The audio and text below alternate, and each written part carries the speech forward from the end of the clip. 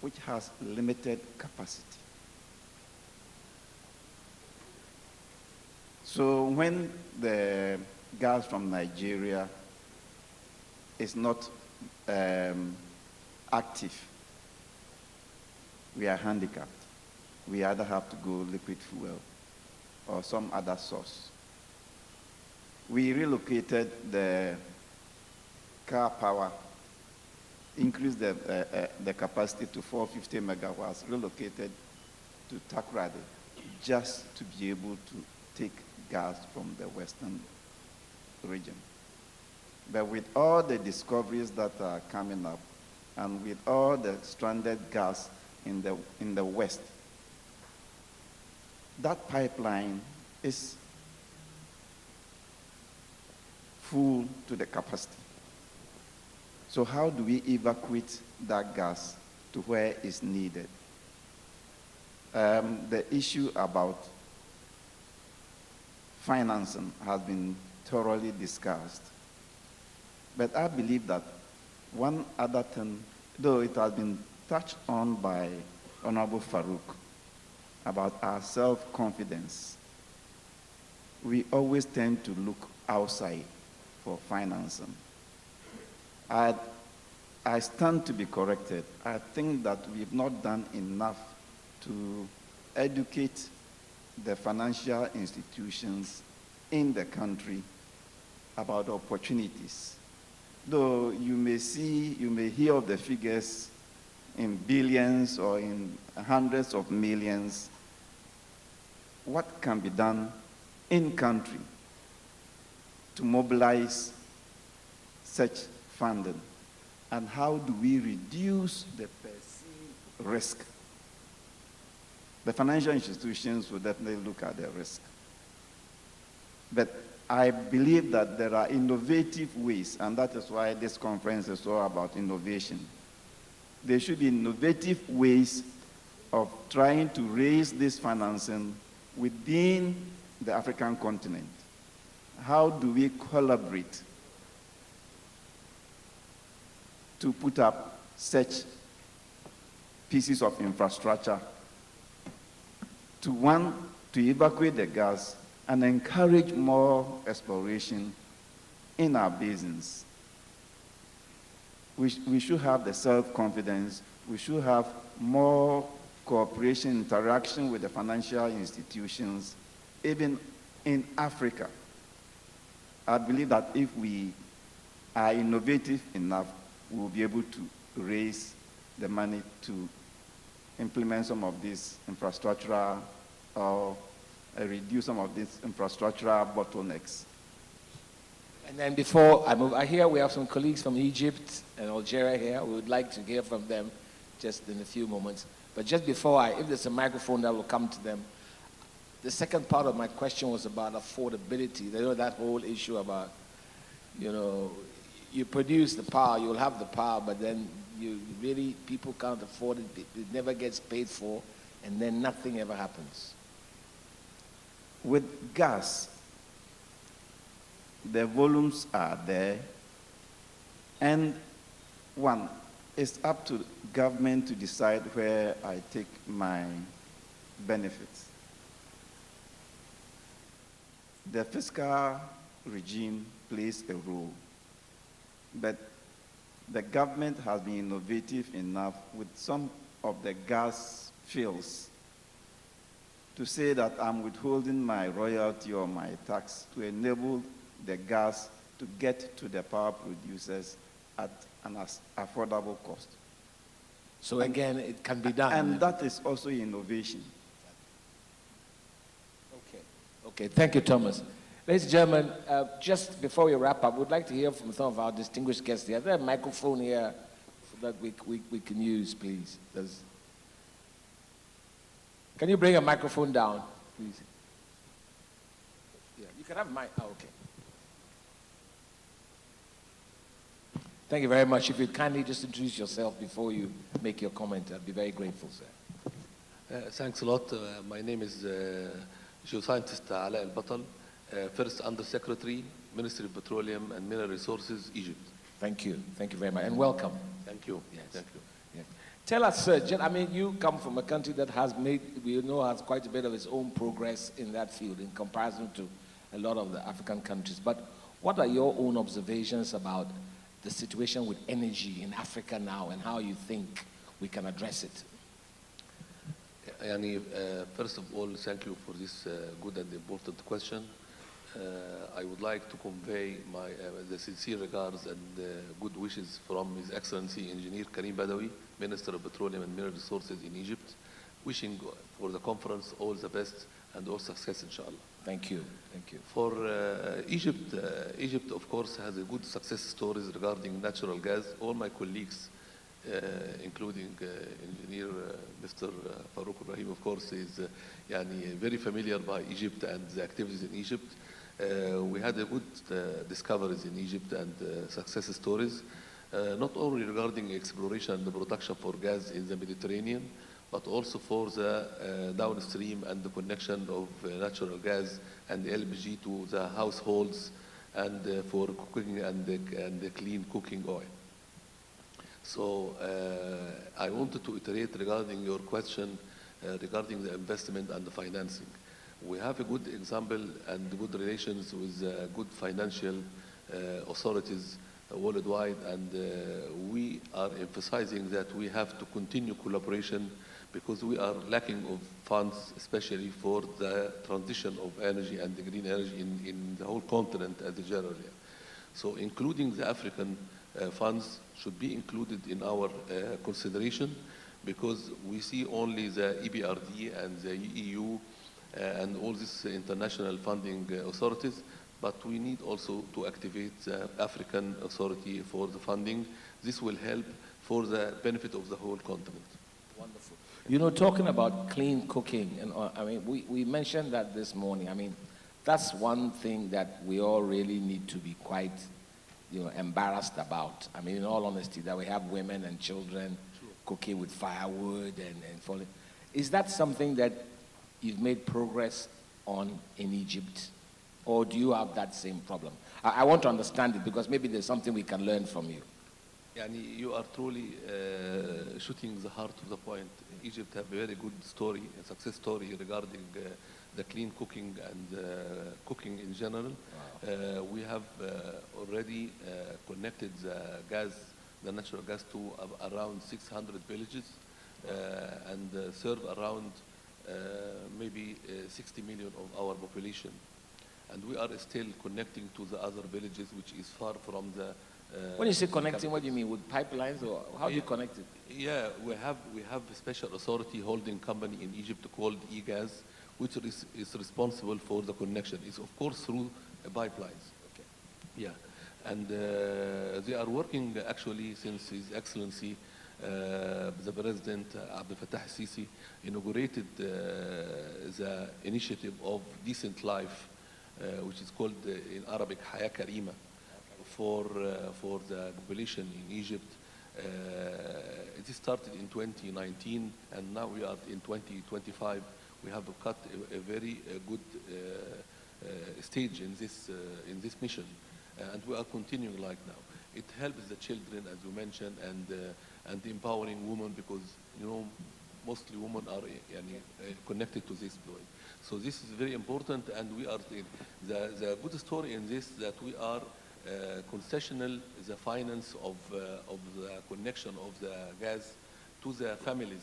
Not it costs some money, but the country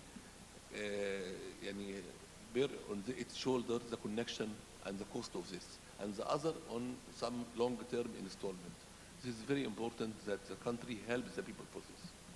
Thank you. That's extremely important. I mean, listening to you say that, because I mean that's one thing that across Africa we really want to sort of try and put behind us. Firewood and this kind of. Chief, we have a colleague from Algeria. I would like to hear from you, but can you please pass the microphone? Please, could you introduce yourself and then let's hear from you. Si vous permettez, je vais intervenir en français si c'est possible. Yes. My name is Majal Al-Miloud. I am a General Director of Prospective in the Ministry of Energy and Mines. I am in charge of economic studies and data and statistics. Yes, Concernant l'Algérie, dans les grands axes de notre politique énergétique, comme vous avez mentionné, tous les collègues sont d'accord pour que le fossile reste dominant dans le mix énergétique mondial. Toutes les organisations internationales prévoient que le gaz naturel et le pétrole restent dominants dans le mix énergétique au-delà de 2050. Et comme vous le savez actuellement, on suit la croissance de la demande de pétrole. Il y a une croissance continue. Chaque année, on a entre 0,9 et 1,5% pour le pétrole brut et au plus de 2% pour la consommation de gaz naturel dans le monde. C'est-à-dire que le fossile reste dominant dans le mix énergétique. On travaille là-dessus. Nous, pour notre politique au niveau de l'Algérie, on est avec une stratégie qui est basée sur la maximisation de la production d'énergie primaire, notamment le gaz naturel, puisque nous avons un marché très demandeur, un marché européen. Nous avons peut-être en train de développer des lignes avec le marché africain, puisqu'il y a beaucoup de pays africains qui souhaitent avoir un accès à l'énergie abordable. Il y a un objectif, vous avez peut-être suivi le sommet le dernier sommet qui avait regroupé les principaux bailleurs de fonds, la Banque mondiale et Labadi. Il y avait un objectif d'accès de l'énergie de 300 millions africains à l'horizon 2030. Et on travaille là-dessus. Notre expérience dans l'accès à l'énergie, l'Algérie a presque 100% de l'accès à l'énergie et à l'électricité. Tous les citoyens, ils ont accès à l'énergie propre et abordable à des prix très, très compétitifs. On est parmi les prix très bas au niveau de la région. Le coût de la production d'électricité est autour de moins de 0,02 cents, pardon. Et pour le gaz naturel, on est à moins de 0,04 cents, c'est-à-dire pour le million de mètres cubes. Actuellement, on travaille pour développer les ENR. C'est un objectif de maximiser un petit peu la production des énergies primaires avec la réduction de l'empreinte carbone. Toute la chaîne de valeur pour l'élimination de tout ce qui est méthane, tout ce qui est gaz torché, puisqu'on a des contraintes comme vous savez, avec l'Union européenne. Il y avait un mécanisme de CBAM, c'est le Carbon Border Adjustment Mechanism qui oblige les pays exportateurs de tout ce qui est produits utilisant le gaz naturel comme feedstock de réduire l'empreinte carbone. Et actuellement, on est en train d'introduire cette technologie avec l'élimination de méthane, toute la chaîne de valeur. On a commencé par la production. Dans les gisements, on a mis des caméras thermiques, on a mis des images satellitaires pour identifier les émissions de méthane pour la réduction totale. Ça, c'est-à-dire parmi les axes stratégiques, c'est l'élimination de ce qui impacte l'environnement. Deuxième axe, c'est l'introduction de ce qui est technologie nouvelle. Technologie, actuellement, on travaille sur les réseaux. Par exemple, sur les réseaux intelligents, c'est les compteurs intelligents, avec, c'est-à-dire l'utilisation de télé-reporting, c'est-à-dire au lieu d'envoyer quelqu'un, il faut mettre un transit, l'énergie verte. Si les Européens veulent transiter l'électricité de l'Europe vers l'Afrique, on aura cette possibilité de faire l'Algérie un pays de transit gratuitement ou nos pays frères africains pour l'électricité renouvelable. Un autre axe très important, c'est la diversification du mix énergétique. On est actuellement travaille sur l'introduction de 15 000 MW d'électricité verte, c'est-à-dire renouvelable. On a réalisé 600 MW à ce jour et on travaille sur 3 000 MW qui seront réalisés l'année prochaine. Voilà les grands axes et je suis à disposition pour des compléments d'information. Okay. Merci beaucoup. Thank you very much. So you see there, I mean, the different countries are further along the line in different ways. And that is a clear example of where perhaps we can collaborate because we have some teachers amongst us and quite a few learners. Minister, I'm going to try and wrap this up by just getting your word as a representative of the president from the energy sector. Can you, I mean, and I really want to just pick on just the issue of what we were talking about the women, firewood, and that sort of thing. We've talked about it for a long time, and we talk about electricity coverage in Ghana. This morning we spoke about it, covering up. We should be pretty well done soon. Mr. Minister, what is the real priority, just in terms of how we address that? You know, there's the LPG issues. I know we are building a new plant and so on. That must be a big part of your plan, isn't it? The second gas train and all of that, leading to even the way we are still dealing with firewood and so on. Is this something that you look to address in the shortest possible time? Thank you very much. And first, I would want to also speak on the challenges of energy which actually confront Africa, right, that we rightly mentioned. Yeah. But I think that the way to go is, we know we've identified finance, we've identified infrastructure gap, we've identified the capacity building, and then the technology. However, I think that going forward, we should look at consciously African countries, look at how, in terms of the infrastructure development, we will have a regional infrastructure network. Then also look at our regulations and then our policies, if we can synchronize them, so that we have a harmonized regulation that would be able to help us, so we can actually interplay as countries and help us achieve what we seek, actually the target that we put before us.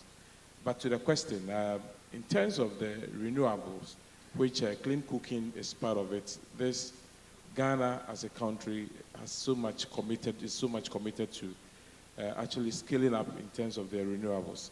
So as we speak, we currently have a bill that we actually yet to present to Parliament on the renewable energy, which is going to be a renewable energy authority, which is actually going to look at, in terms of the space of the renewable energy space. We also have the Renewable Energy Investment Fund. So when it comes to pursuing issues within the renewable, at least we nationally, we have a source, or funding source, which we're going to generate from within to help us actually scale up our moves in terms of the renewable. Now on clean cooking, even if you look at our budgets, the last budgets, even though we've had some support from our donor partners and some grants, government consciously also made some allocation for the cook stoves, and that is to be distributed to some government organizations, and especially within the rural areas. Because when it comes to the clean cooking, for instance, those within the urban areas, we can say that we have a cover of almost about 45 to 50%. But within the rural areas, we are not actually making any strides. So it is important that consciously we also look at those areas and see how we can bring them also to the speed at which the government wants to achieve in terms of clean cooking, our targets. We have to bring on those from the rural areas as well. So from the government point, we are committed and making sure that we're also collaborating with almost even with agencies, government agencies, because the discussion is all about looking at, the discussion is on about the climate, but I always say that it goes beyond climate change. When it comes to clean cooking, we also have to even look at the health impact. And that is where everybody has to be committed to it. Because let me use this as an example. Most of us who grew up in areas where we have people who were operating local choba and all those things, you realize that they do so well maybe within their early ages, but within by 40, then you ask of them, they tell you, oh, the person is not well. And they'll tell you, because the person works on the biomass that they use, the firewood is what actually, they will give you instances to that.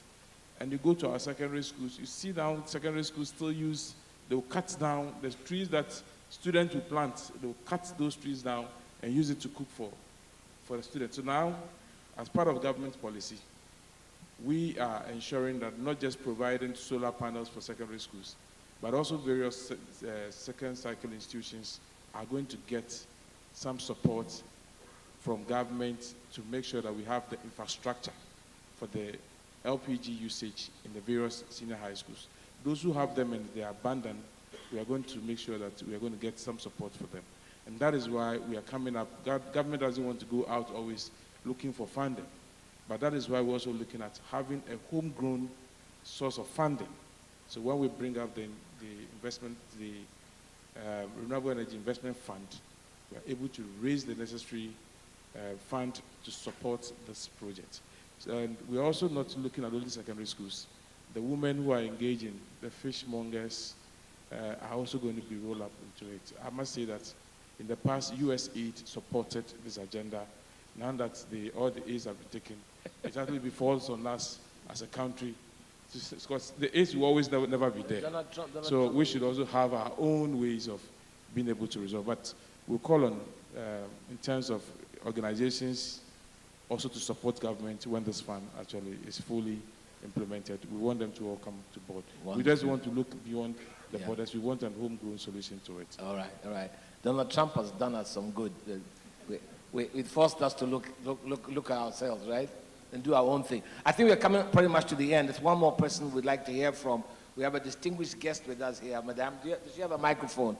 I'd be grateful if you could introduce yourself and... Yes, please introduce yourself and then make your contribution. We want to wrap up. My name is Mrs. Oumi Khairi Diaw-Diop. I'm the Permanent Secretary of Energy in the Ministry of Senegal. I apologize, my English is very bad, so I speak in French. If you allowed me to speak in French. Please go ahead, but I heard you perfect in English, but go ahead. Je voudrais vous remercier de nous avoir conviés à cette conférence. Par rapport à l'expérience que nous avons, nous, au Sénégal, je pense que de ce que nous avons entendu ce matin, nous avons des défis similaires, à savoir la transition énergétique. Et pour nous, la transition énergétique, elle se fera aussi au gaz. Parce que nous avons découvert du gaz. Notre first gaz, c'était en décembre 2024. Et notre first oil, c'était en juin 2024. Donc, nous avons commencé l'exploitation de ces ressources.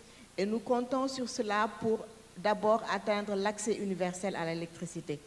Parce que comme beaucoup l'ont souligné depuis ce matin, en Afrique, il y a presque 600 millions de personnes qui n'ont pas accès à l'électricité.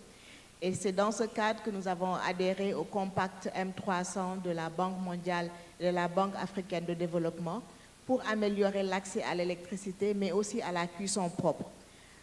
Pour la cuisson propre, nous avons développé des petits projets de biogaz domestique, surtout dans les zones rurales, pour limiter non seulement la déforestation, mais aussi améliorer la santé des femmes et des enfants qui utilisent le feu de bois pour la cuisson. Pour l'accès à l'électricité, nous avons un taux national qui tourne aux alentours de 80%, mais qui cache vraiment des disparités, parce qu'en zone urbaine, nous avons 98% d'accès, mais en zone rurale, nous sommes à 64%. Donc il y a beaucoup d'efforts à faire pour améliorer cet accès universel à l'électricité. Et on compte sur l'exploitation de toutes les ressources, que ce soit les énergies renouvelables solaires.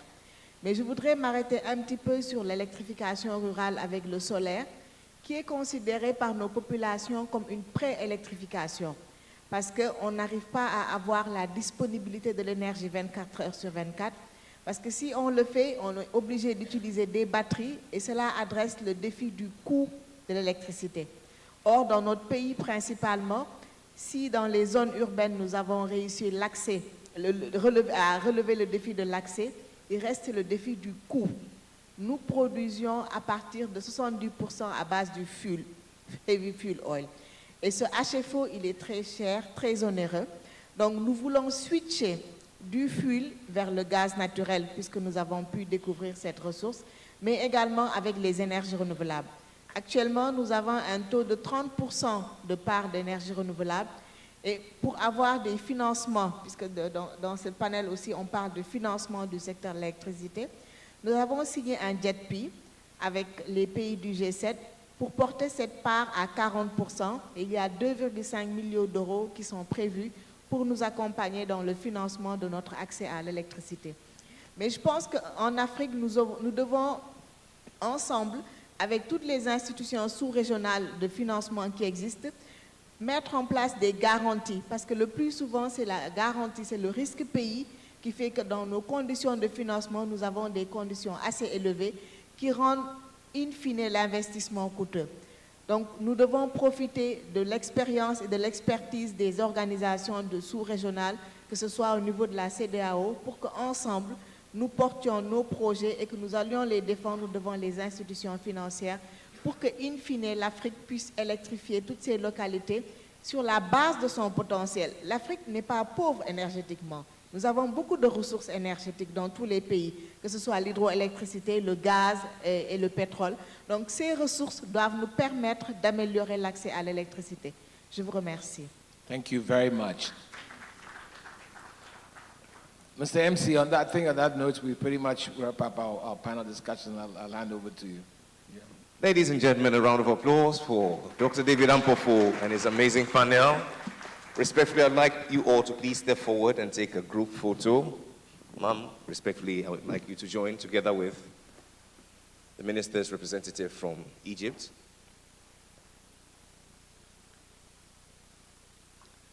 Our dear convener, would you please join?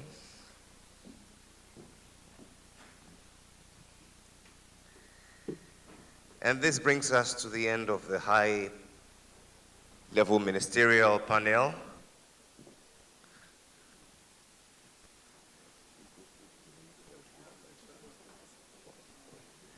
And so all is set for us to attend to the tables, that is, go for lunch. But let's just do one short panel.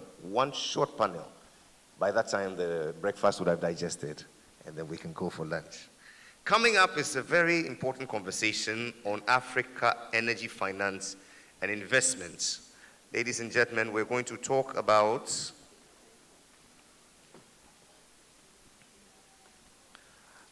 the partnership with AETC. It's my pleasure to invite the panelists, the President and Chief Executive Officer of Owando Clean Energy Limited, Mr. Demola Ogunbanjo. Please make him welcome with a round of applause. He's joined by PR engineer, ECSA energy professional, Sandeep Siwe Insemani. We make welcome the head of Financial Advisory and Equity Capital Markets, Stanbic Bank, Mr. Isaac Simpson. Help me receive the Chief Investment Officer, Blackstar Group, Mr. Ajay Boating. The Managing Director at Africa Energy Investment Corporation, AETC, Zakaria Dosu. And moderating this wonderful conversation is a partner strategy and transactions at EY, ladies and gentlemen, Madam Alice Osei Okra.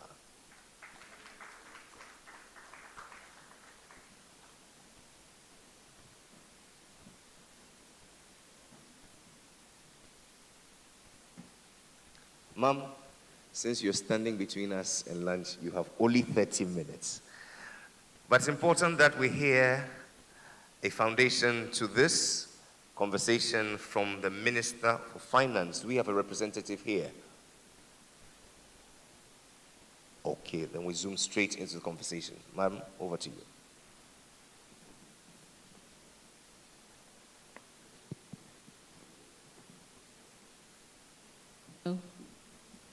Thank you very much, Mr. MC. Good afternoon, ladies and gentlemen. We will crave your indulgence to ride on existing protocols and zooming into our conversation.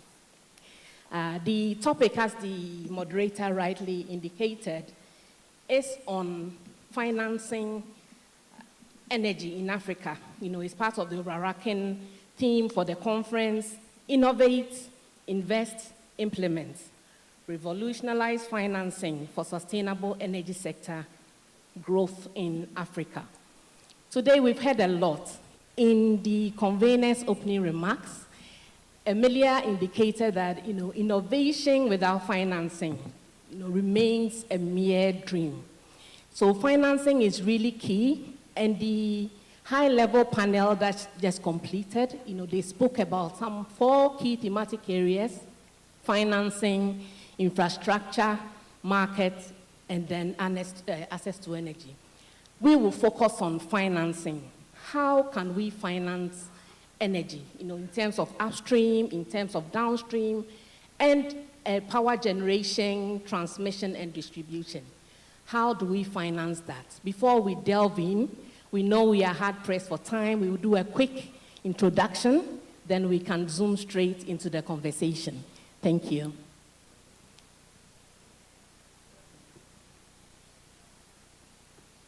All right. Good afternoon. I'm Stanley Siwengenane, and it's an absolute honor to be here today and to also just, gain some, great insights from the discussions that have taken place. I consider myself an advocate for energy ecosystems and inclusive energy ecosystems at that. Some powerful reflections have been shared, and part of those are that there's not one solution when we look at the energy ecosystem. We are looking at a diverse solution that would address matters relating to electricity, petroleum and liquid fuels, and quite interesting, the emerging trends around natural gas. I've been fortunate to have participated in one way or another in the value chain across these different technologies. And I do believe that as we look at these projects, yes, financing is an enabler, but what's quite critical is to also see the bankability. We spoke this morning around ensuring that there's markets, clear markets that we would then be servicing. For me, the simple view is, as we look at these projects, it's important that the value proposition is aligned to what the market demand is, and there's clarity in how we'll configure that value. Simply, that comes back to we're able to generate profitable, sustainable businesses in the energy ecosystem that are able to create or generate revenue at a cost that's optimized. And I think how that occurs would differ. All right, I think that's beyond introduction. Yes, thank you. So if you can go to the next panelist, a brief introduction, then we can come back. My name is Ademola Ogunbanjo. I am President and CEO of Ando Clean Energy. I'm a member of a larger oil and gas and mining group. We're headquartered in Lagos, Nigeria. The mandate of my subsidiary is to design and develop climate-friendly and bankable projects. It's nice to be here. Thank you very much. Thank you. My name is Ajay Boateng. I'm the Chief Investment Officer at Blackstar. I suppose I come from a lens of looking at investments generally, trying to understand the world trend, where the world is going, where have we been, and where assets need to be sort of allocated to in order to sort of ensure that we ultimately solve some of the challenging problems, one of which being energy. Food and manufacturing has also been discussed. I often sort of take this from a historical sort of point of view and sort of go back in a history. It turns out in the history of the world, whenever there's been like 3 innovative sort of technologies that has emerged, it's always sort of led to industrial revolution. So energy, mobility, and then communication. So I often look at the world through that lens. And as time goes on, maybe I'll get some time to share a little bit more on that. Thank you very much, Ajay.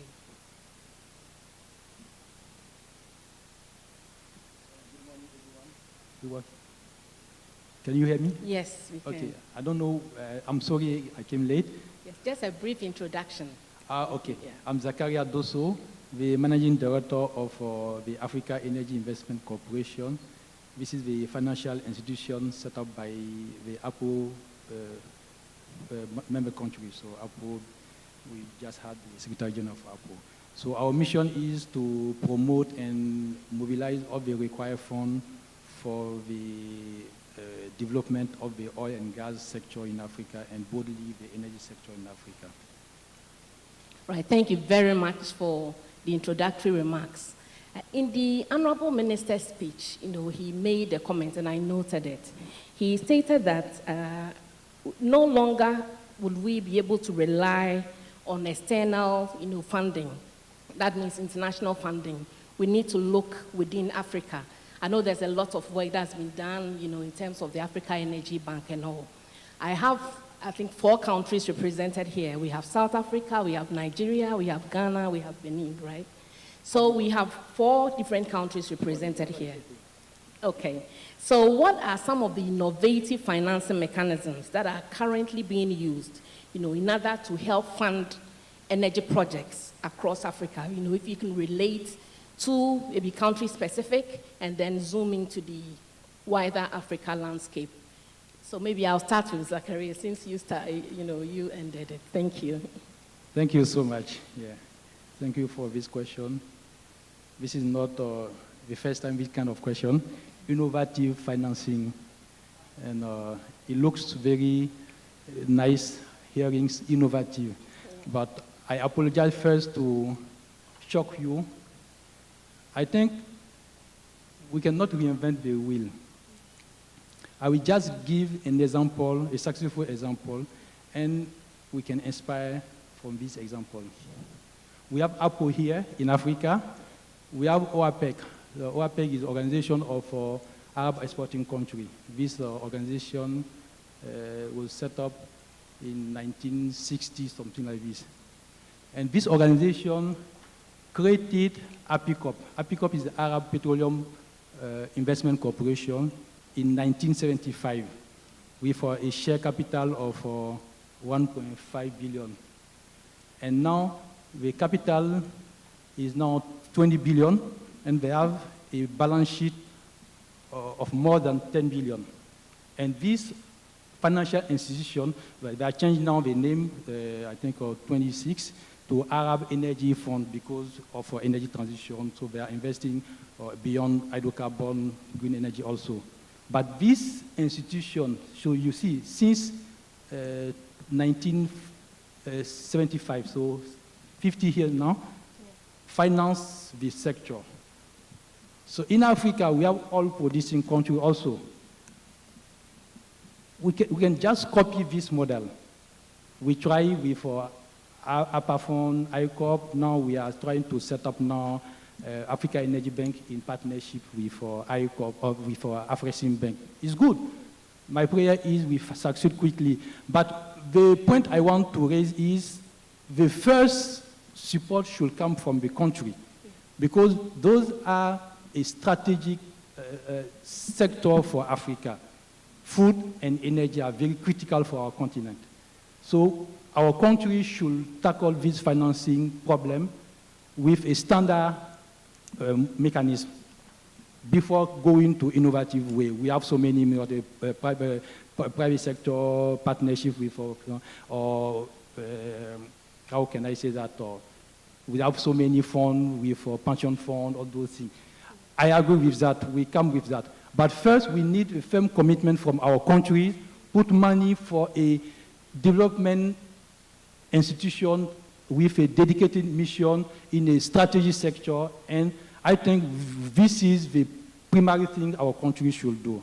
I hope, I congratulate Ghana, one of the first, Nigeria, Angola, they have already put money for the Energy Bank, and we encourage the country also to put money so that this bank should be not fully owned by Afrexim, by the country, because the country has those who have a strategy for the sector to develop. So this is the first point I want to do. All right. Thank you very much for that. So I'll move to Ademola to share your thoughts on some of the innovative financing mechanisms we can use to bridge the gap. He's shared some thoughts, but in your experience, what are some of your views that we can... Thank you. I think the ES spoke eloquently about the need for Africa to look inward for financing, which is right on the money. Some of us in this room may know people that are close to us that have, often complained about how things are not going right in their lives, but always find a way to blame other people for what's not going right. And we have said to them, perhaps, that they need to take charge of their lives, take responsibility, that maybe then things can begin to change for them. Well, it's time you gave that same advice to Africa. We've blamed the West or the global North for far too long. We complain about the dearth of infrastructure for energy distribution. And we blame that dirt not on our own ineptitude and corruption and lack of vision and failure to collaborate, and in most cases, lack of frameworks that's clear for any investor to bring money into. We blame it on the global North. They're not funding projects in Africa. Money is not Africa's problem, because resources are not Africa's issues. What we need to do is, first of all, unbundle Africa, recognizing that these conversations we have, where we talk about what's going on in Africa, tend to sometimes, confuse the pot. Africa is not one country. Africa has diverse political directions and trajectories, diverse policies and regulatory frameworks. Let's focus on the countries first. Let each country recognize the need to invest in energy, because we know that we're not going anywhere far or fast without doing so. The investment in energy today that we've been talking about mostly has been about the fact that, there are over 600 million people, which is right about the size of the whole of Europe, who have no access to power. And we're even talking about domestic consumption, not power to drive enterprise, deliver value on the continent, grow the economy, create the independence that we require as a people and a continent. We're talking about domestic power. Now, there are multiple instruments. We've seen situations where in some serious markets, where the framework and the regulatory environment seem to make sense, there are partnerships between government and the private sector, using concessional funding and private sector funding to de-risk such investments and lower cost of capital.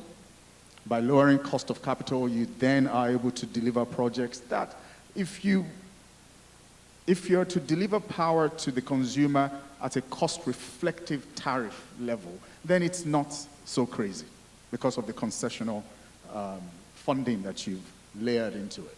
I think blended financing, it's called, right? And then we also have carbon trading. The Article 6 now allows us to be able to do, whether it is through nature-based solutions or otherwise. The bottom line is we have the opportunity now to trade carbon and take certain capital and invest in energy delivery.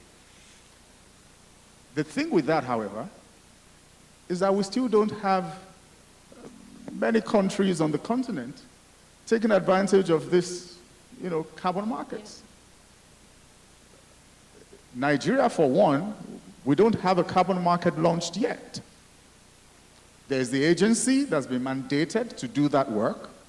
I hear from the grapevines that the work's been done, but it's yet to be approved and then executed, and we keep borrowing market regimes from outside the continent. But that's a tool that we can take advantage of once we get our acts together. Talking about not investing in gas because it's becoming an investment pariah, because it's a transition energy. It's transition energy to the global north. Gas is not transition energy to us. We need gas to grow. We need to drill oil because the world is still buying it, and take that money that we've squandered for many decades and invest that money in building energy infrastructure till we democratize the delivery of energy across the continent for delivering value for ourselves. But beyond that, we're also again seeing more and more green bonds being floated. We're seeing more and more climate financing coming into the market. Yeah. And, you know, on some small scale levels, you're also seeing crowdfunding and peer funding, you know, across the market for, you know, just trying to develop the energy market and democratizing the delivery of energy to every consumer. All right, thank you very much. So, Ajay, I'll come to you. You know, he spoke extensively on, you know, some aspect of blended finance. In Ghana, we've seen that the Ghana Stock Exchange, you know, come up with the green bond initiatives, you know, that companies can issue bonds to fund infrastructure. There's so much in the pension space, pension assets. So when we mentioned local funds, 2 weeks ago I was in Lagos for the Africa Venture Capital Fund. Lagos and Nigeria combined, we have over 45 billion in pension assets.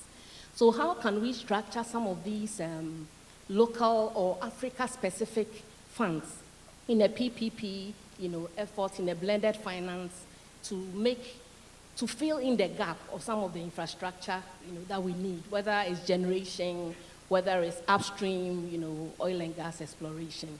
So around PPP. So, AJ. Okay, that's a really good question. And I think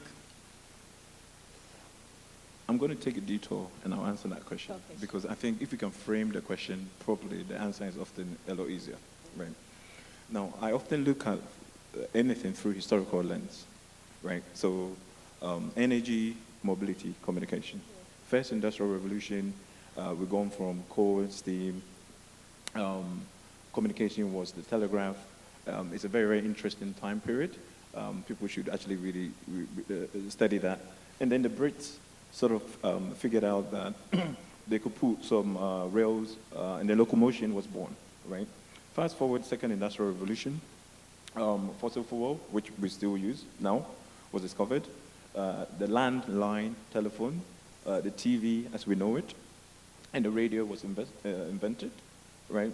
And then Henry Ford went to work, Model T, and we're all now driving several iterations of that car, right? Now, fast forward, everybody is talking about fourth industrial revolution, fourth industrial revolution, fourth industrial revolution. Well, what is it, right? It's just because new form of these energy, mobility, and communication is now available, right? This is the core reason why everybody is talking about fourth industrial revolution. Now, you know, in Africa, when your elders speak, it's very difficult you don't talk back about, you know, in a panel. So I'm going to take a contrarian view a little bit. Well, if you look at Ghana's energy now, if we're really going to participate in the fourth industrial revolution, in the next 10 years, per capital basis, our energy needs to be 4x, right? When you work out the numbers. And then you have to sort of look at mobility, where it's going. The world is aggressively transitioning towards electric vehicles, right? We have to look at that context.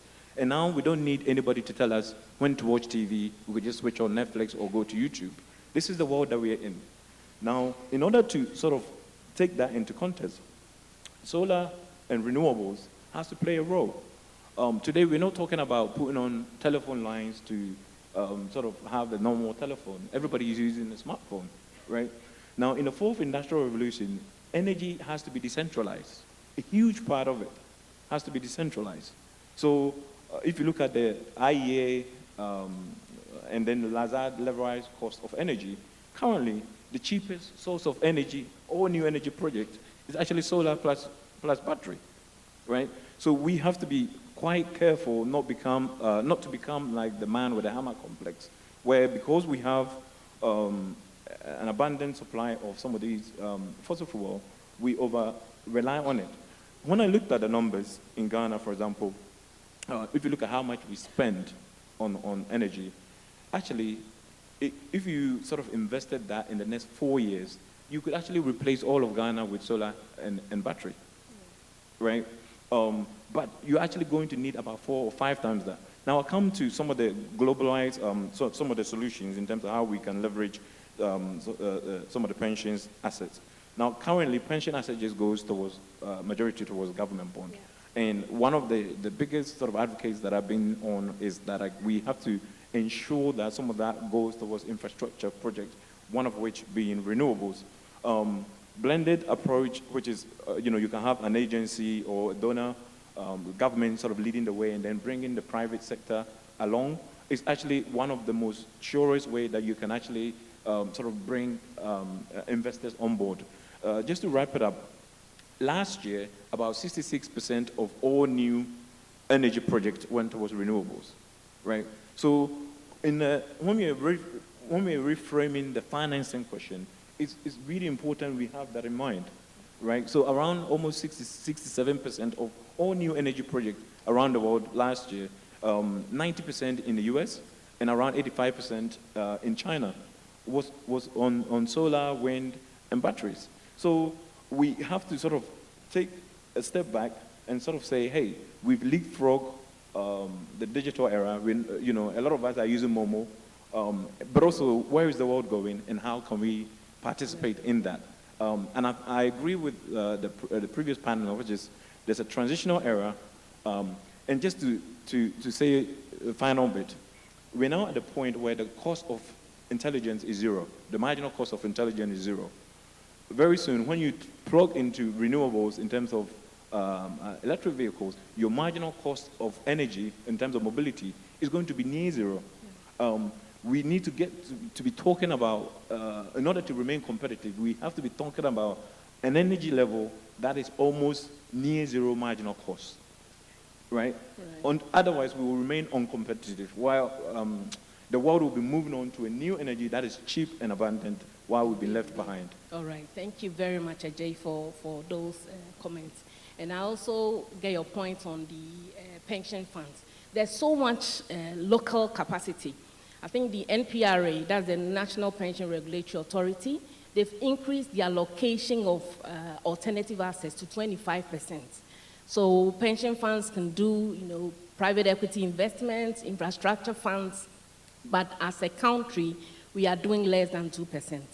So I think the issue of really de-risking projects, which also featured prominently in the minister's speech, is really key. We need to de-risk. Africa Energy Bank, I'm sure they are here, and I heard from the opening remarks that there will be a session to really operationalize it so that key players in the sector can take advantage.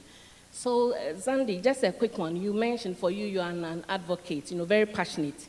In what ways can the energy finance, ecosystem become more inclusive of local developers, SMEs, communities, women and youth also prayed significantly in the opening remarks.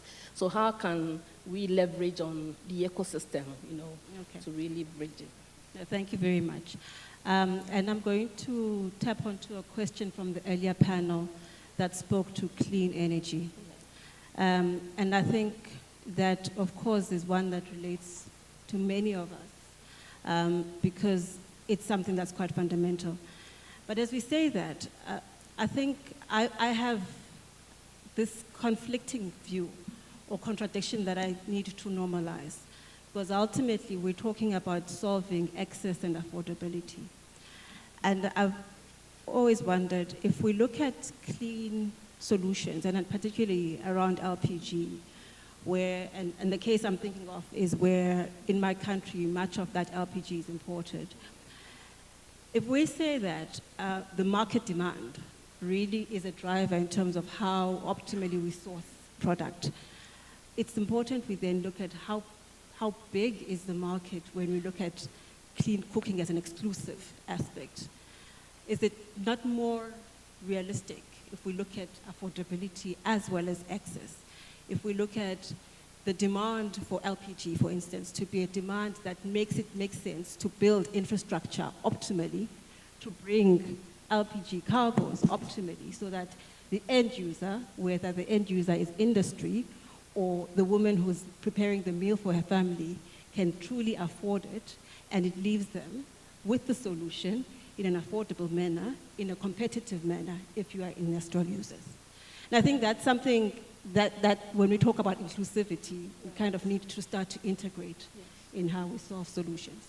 So just going back again to the clean cooking instance, some of the innovative ways that we're seeing in terms of accessing markets and making projects financeable is pay-as-you-go systems.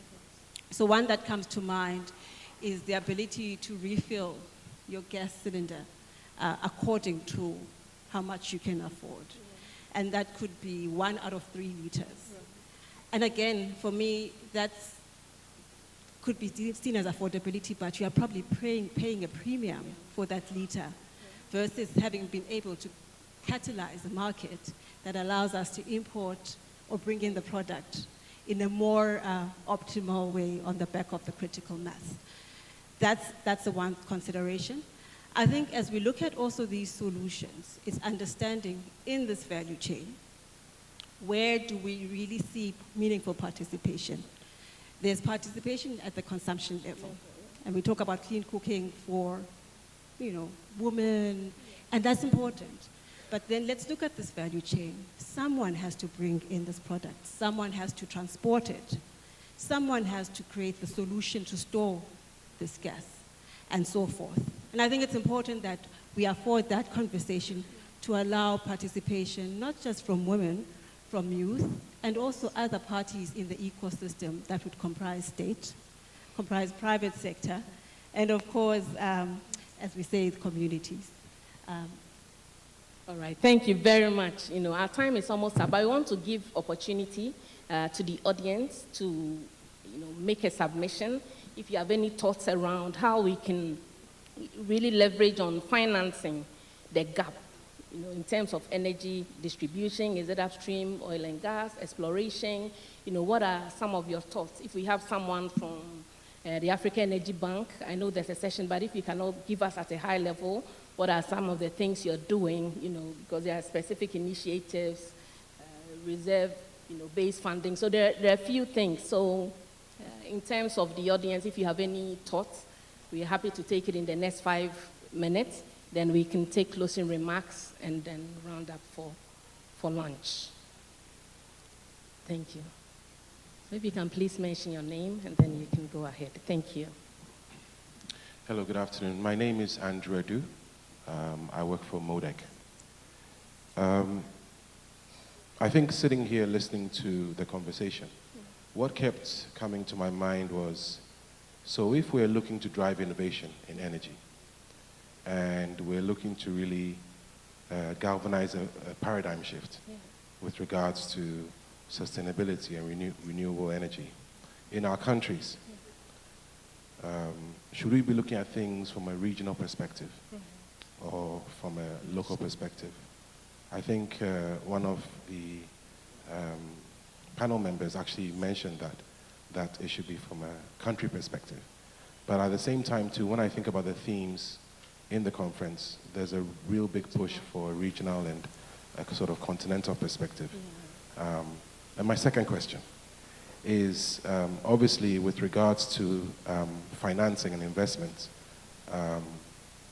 Africa has a lot of innovative concepts and ideas for businesses that are coming up. And if we are looking to grow that innovation and grow these companies and grow the opportunities, we need to be able to look at these projects in terms of scale. So can the panel give us some ideas as to whether they are looking at big multi-billion-dollar contracts, or they are more open as finance companies to smaller innovations that can hopefully galvanize what we are trying to see? Thank you very much. So, Ade, who want to take the first question? Okay, please. So you can speak to one and then... Can you hear me? Yes, we can. What we've found in the finance space, because I'm not a capital provider, I'm a project developer. On one hand, you find the capital providers saying to you that certain projects are too small for them to get out of bed for. And on the other hand, when it's a certain size, then they tell you it's too large for the market that you're designing it for. There has to be sincerity of purpose within that space. I think we do a lot of talking, particularly when we meet at conferences such as this.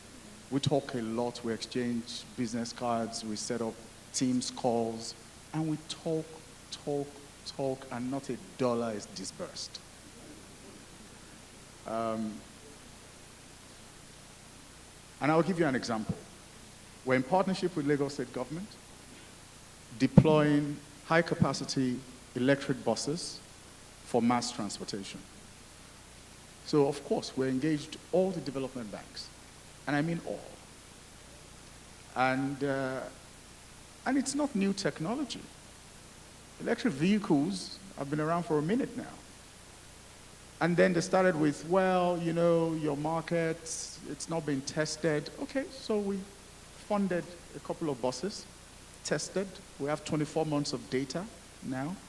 And then, but the charging, how do you intend to charge? Because there's no power and we can't put money in it if you're charging with diesel generator.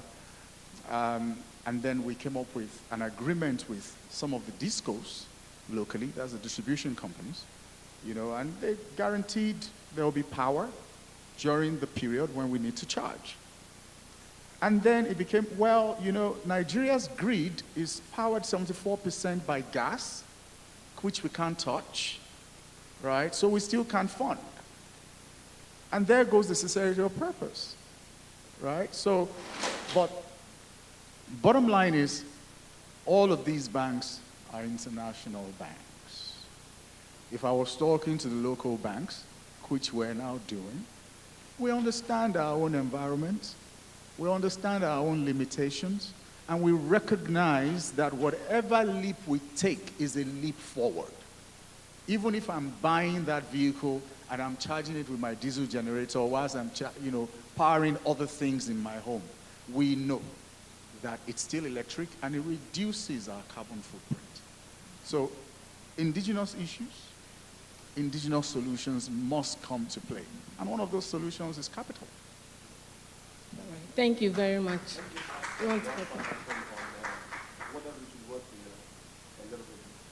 better. Collaboration. So one of the things that is actually a real problem on this continent, right? So when you go back to when Ghana gained independence, actually a month later, there was a Treaty of Rome. One of the outcomes of Treaty of Rome is the Common Agricultural Policy in Europe, which now still holds today, right? Under that, farmers in Europe are heavily subsidized, right? And it's one of the reasons why actually our sort of food sort of industry and sectors continue to struggle, because poultry, for example, you can't compete with heavily subsidized farmers across Europe. And I have a friend from Germany who owns a farmland, and sometimes the EU actually pays not to farm because they've got too much food, right? So a case for the energy side, we have to sort of look at places like Uruguay. Uruguay currently has around 97% renewables. And one of the first things that they did was establish a university just dedicated to energy and its implementation. Now, Ghana is probably like too small for such stuff, but we have, I mean, Uruguay is only like 3-point-something million, they were able to do it, but we have to look at it on a continental basis. So if you're training a group of people to sort of implement this solution, we have to work in collaboration with our neighbors, Nigeria, Ivory Coast, so that like you're training a group of people to implement this solution. And it's one of the things that we haven't done well since the Berlin conference. We haven't been able to sort of remove these walls in order to really sort of work together to implement the African solution. All right, I think can I weigh in? Yes, okay, you go. I'll weigh in on this one. I do think there's need for greater collaboration, but I think we need to kind of go a step lower in terms of what that collaboration looks like. Let's take the case of the natural gas ecosystem, and where there's an acknowledgement that natural gas, or gas itself, will be diversified. You'll have natural gas that's sourced indigenously in a country, natural gas that would be coming from the region, and some that's imported. Natural gas that comes through pipeline, and some that's imported as liquefied natural gas. Already when you look at that, the players in that value chain are different. And so when we collaborate, it's important that we collaborate with clarity as to where each of the parties in the collaboration sits in that partnership, and the capacity that they hold in that partnership. Because it is also difficult to always assume that the country that has the natural resource would have the financial capacity to unlock it and the associated infrastructure to lead to the market. How do we practically collaborate in that instance? And which party has what lever. And I think it's a complex matter. We can't resolve it in this discussion. But it's important to collaborate, but we do need to go into that discussion around who sits in what part of the value chain, what lever they hold, and how do they therefore make sure that the project is able to get over the line. All right, thank you very much. So I'll take Zachariah, then we'll just do a quick closing remarks because we are pressed for time. We can continue the conversation over lunch. Okay, thank you. What I want to add is our key issue should be tackled at a continental level. We should be clear on that. The issue of energy is very critical for us, and our country individually are weak. They should put resources together to work and tackle the key issue. And the Energy Bank, it is an opportunity also to promote the Energy Bank. The Energy Bank is one of the signals of this working together. And when I said, for example, we need the strong commitment from our country, but also this institution, we have an innovative way. Because when you see the classes of the shareholding, for example, you have the class A, this is the Upper Member Country in Afrexim Bank, but you have the class B, you have other African countries to be investor, and other also investors also in Africa. So the pension fund, other private sector from Africa can invest in this bank also. And we need them because this is going to be a big partnership between private and public.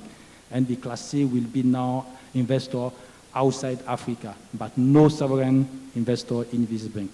So we want to work together. Beyond this energy bank also, the financial institutions in Africa who are not typically focused on energy should work together also with the energy bank to solve the energy problem in Africa. Thank you very much.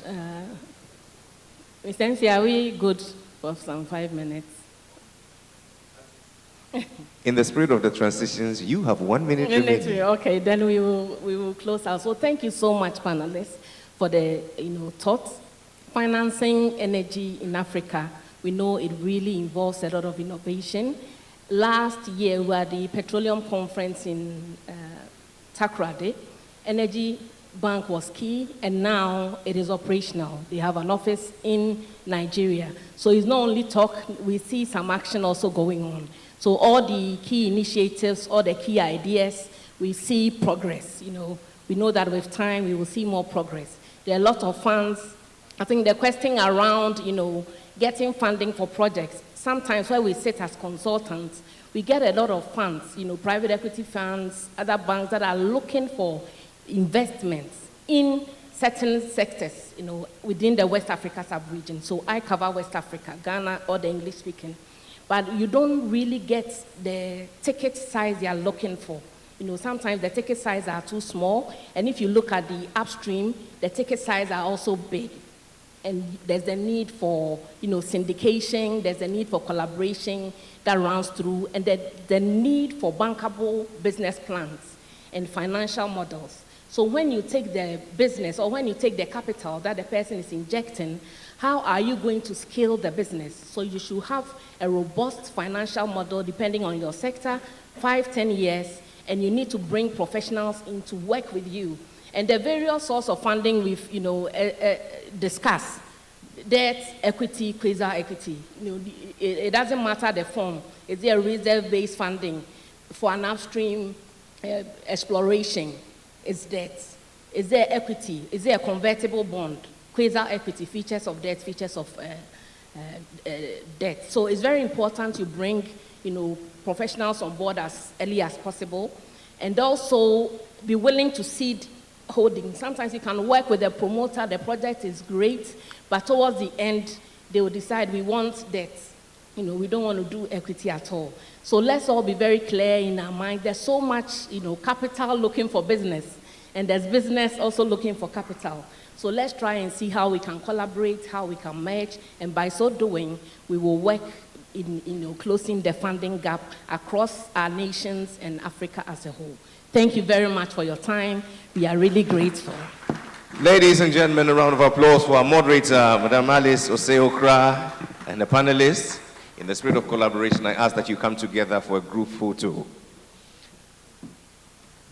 And that, my dear friends, is how we bring closure to a very important conversation on Africa, energy finance, and investment in partnership with ECOP.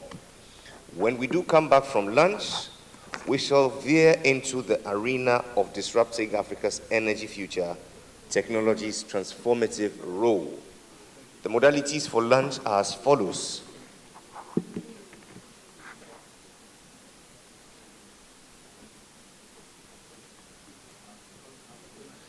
To all our members who have the all access and conference and exhibition passes, well, you would proceed as follows. Lunch for our VVIPs will be at the VVIP holding room. My dear usher, would you please come and escort all our VVIP. So please, if your card is bearing VVIP, behold your usher. She will take you to your dining room, the power room. We'll see you in exactly 1 hour. That is 2:20. All our VVIPs, please proceed with our usher. To all our VIPs and speakers, behold your usher. If your card is VIP or you're a speaker, please follow my dear usher.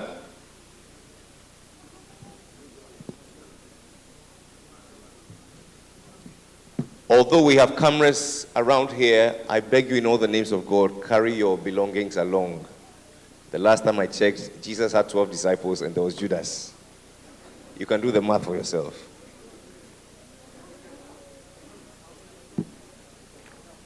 Finally, to all other delegates,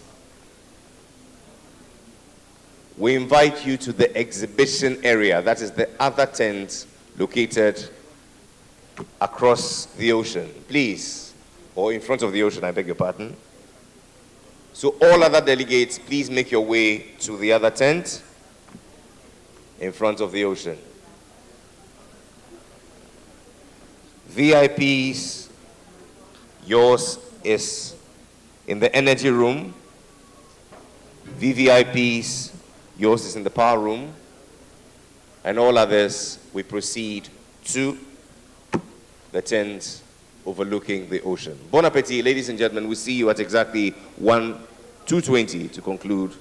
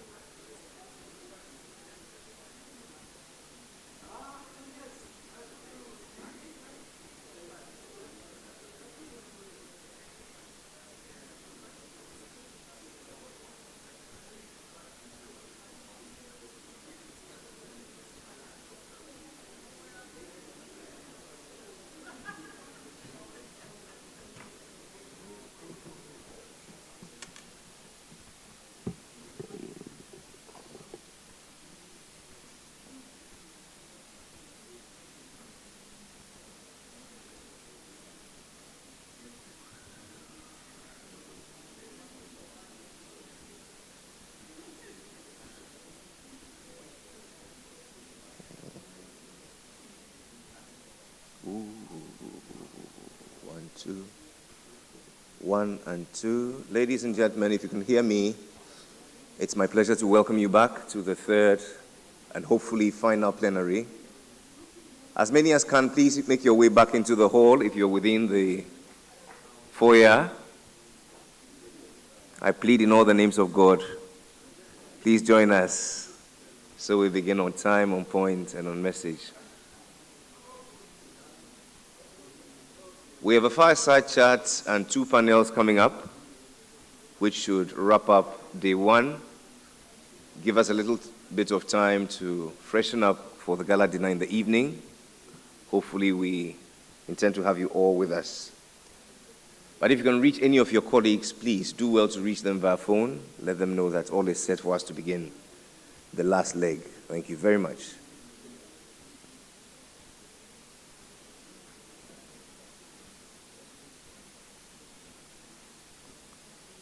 By show of hand, please indicate if you're here. Mr. Kevin Dazi. Okay, I see you. Theophilus Areng. Okay. Emmanuel Solomon. Okay, I think we leave present out. Adeku Ufere.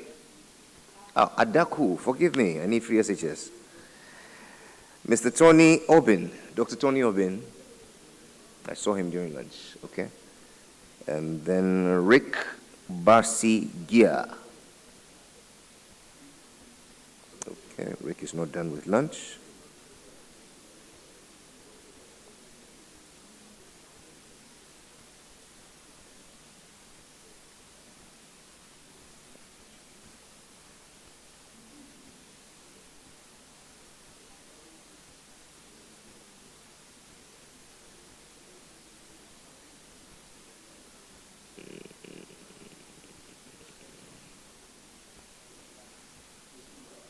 Ladies and gentlemen, please give me 5 minutes. I'll return with good news on the rest of our team.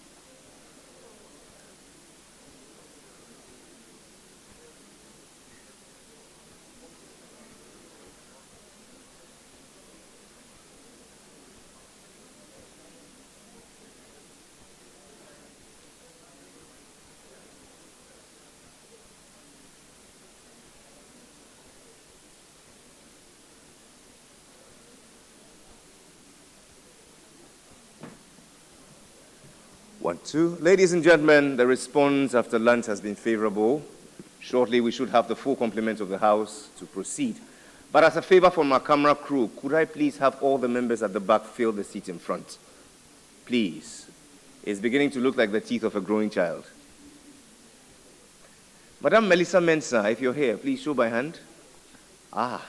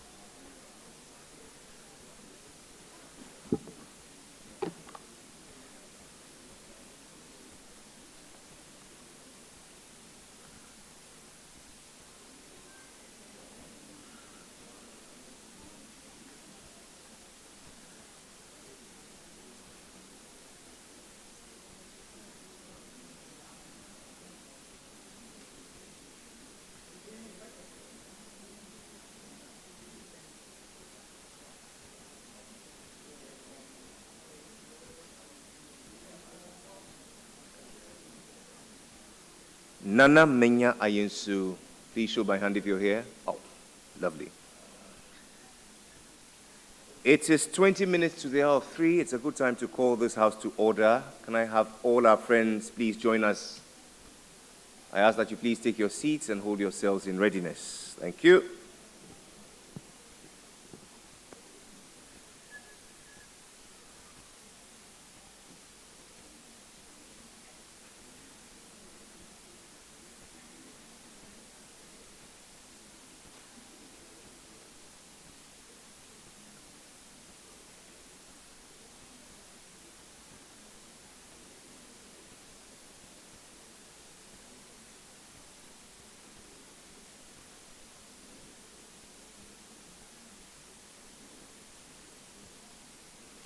Ladies and gentlemen, we made a pledge, we made a big vow to eat all the free food and yet stay awake. I trust that we'll be able to honor that pledge now that we've taken lunch. But I'll try my possible best, or my best possible, to ensure that you are awake during this last leg. What we want to do now is to begin with a foundation to the 2 concluding panels. We want to dwell on disrupting Africa's energy future. Let me take that again. Disrupting Africa's energy future technologies' transformative role. Here to walk us through that topic is the former U.S. Special Assistant to the President for Climate Policy, Finance, and Innovation.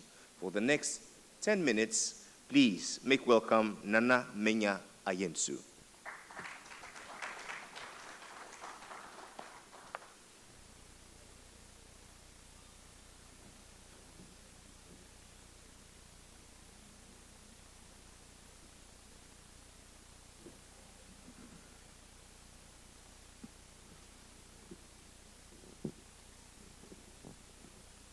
All right. Good afternoon. Can you all hear me okay? All right.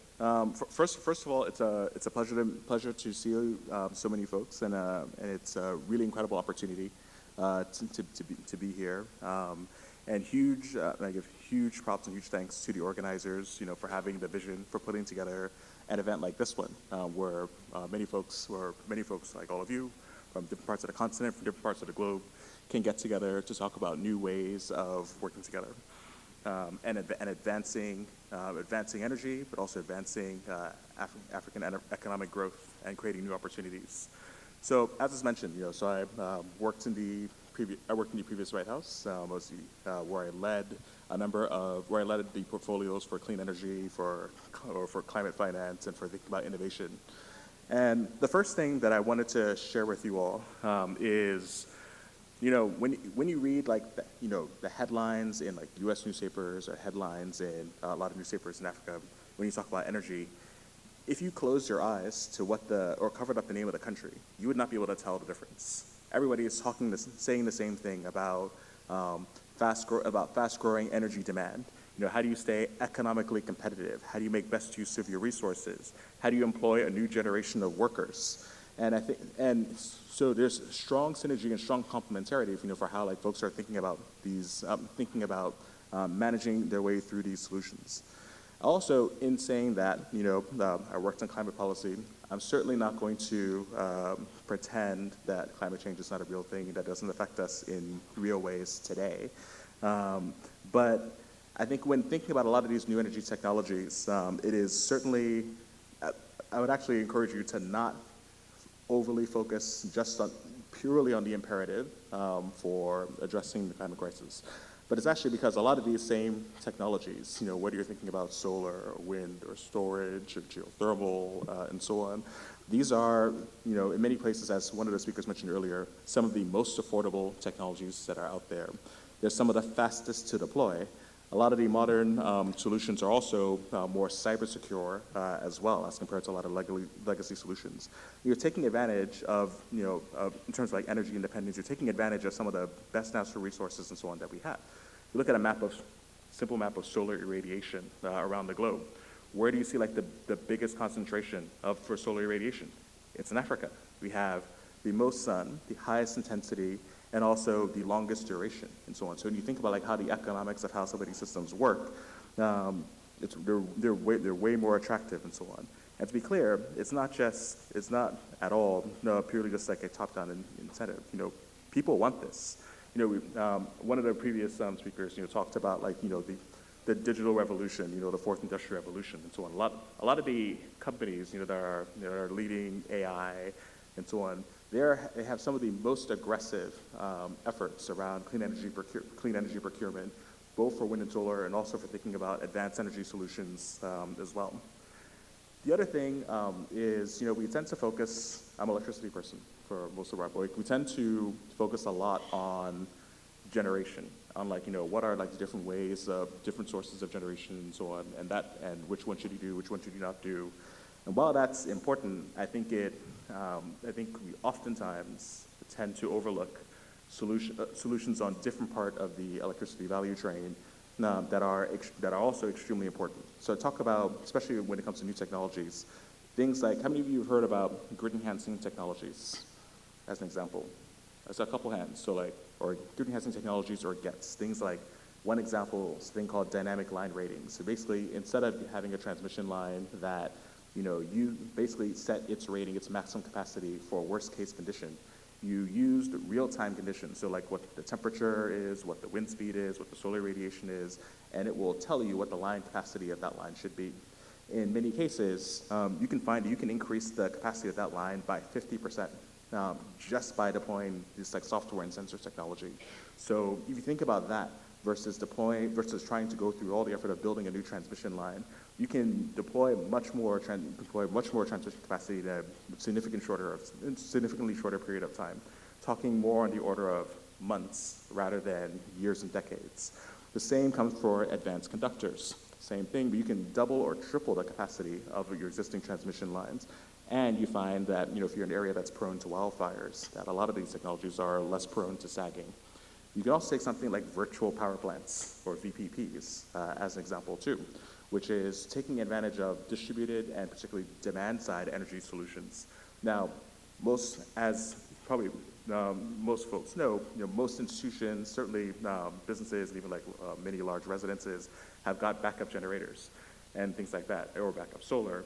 And everybody kind of uses that, to solve their own needs and so on within their house. But if you have the opportunity to aggregate a lot of these resources together, to have a control system that can more effectively aggregate all these different sources of demand, now you have a huge new reserve of capacity that can be not only useful for helping to address peak demand surges and so on, as the Honorable Minister mentioned this morning, but it can also be hugely important for improving the resilience for getting rid of blackouts, and also for reducing costs. Because most of these, for instance, most thermal systems operate at their peak efficiency when they're running at full load. If you have, let's say, one house here, they're both using oversized systems. Each of them is running at half capacity. If you were to aggregate them together, they could all run at a higher efficiency and reduce the cost for everybody altogether as well. So in the U.S. alone, we estimate that these couple technologies will save the country over $200 billion from increased efficiency, from reduced energy losses, from avoided infrastructure build-out, and so on as well. So in order to maximize your ability to provide low-cost energy and to be competitive, there are a lot of new solutions and so on that can be embraced, and so on as well. I think the other thing that I think is really important to think about is how one embraces the transition. There are, I guess I'll say two things on that. So again, one of the previous speakers talked about China and its incredible economic growth and so on that you've seen. You know that nearly half of the GDP growth of China has come from their investments in clean energy. It's come from their investments in electric vehicles, in batteries, in solar, in a wide array of technologies like that. That is like the technology that they are putting their dollars behind to grow their economy, and also to fuel their own grids and so on as well. And they've done so consistently, outperforming the U.S., outperforming most places in Europe in terms of long-term consistent investment. And they are now really reaping the benefits of that and so on as well. There are also incredible synergies with the oil and gas sector. This doesn't have to be, when you're thinking about these choices, all of these fuels have got incredible roles to play, and it doesn't have to be an either-or choice.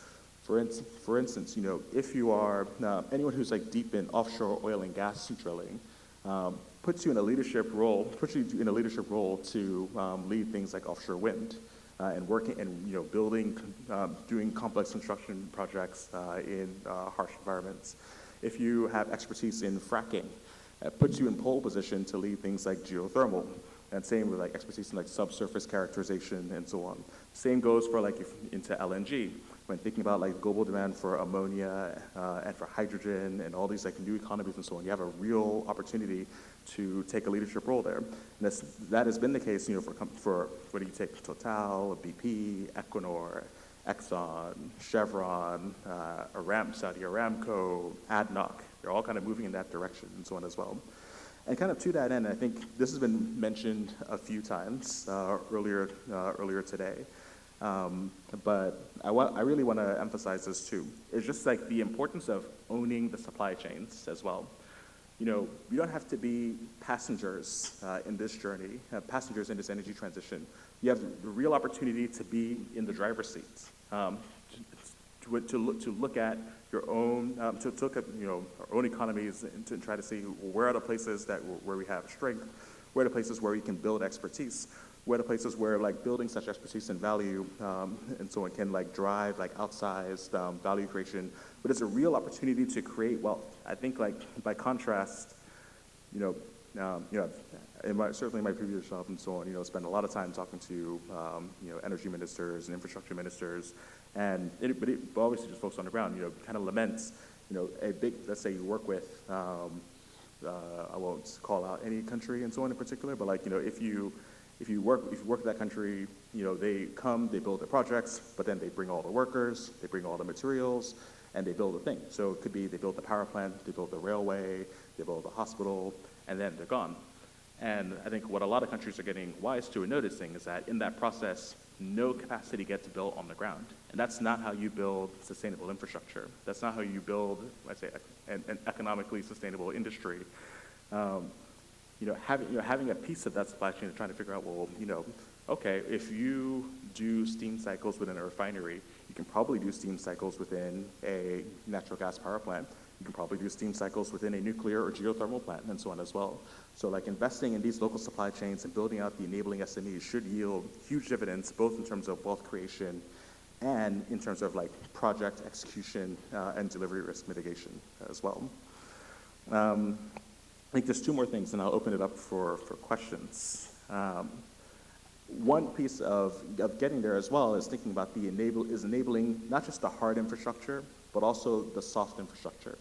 And by soft infrastructure, I don't just mean, I talked a bit about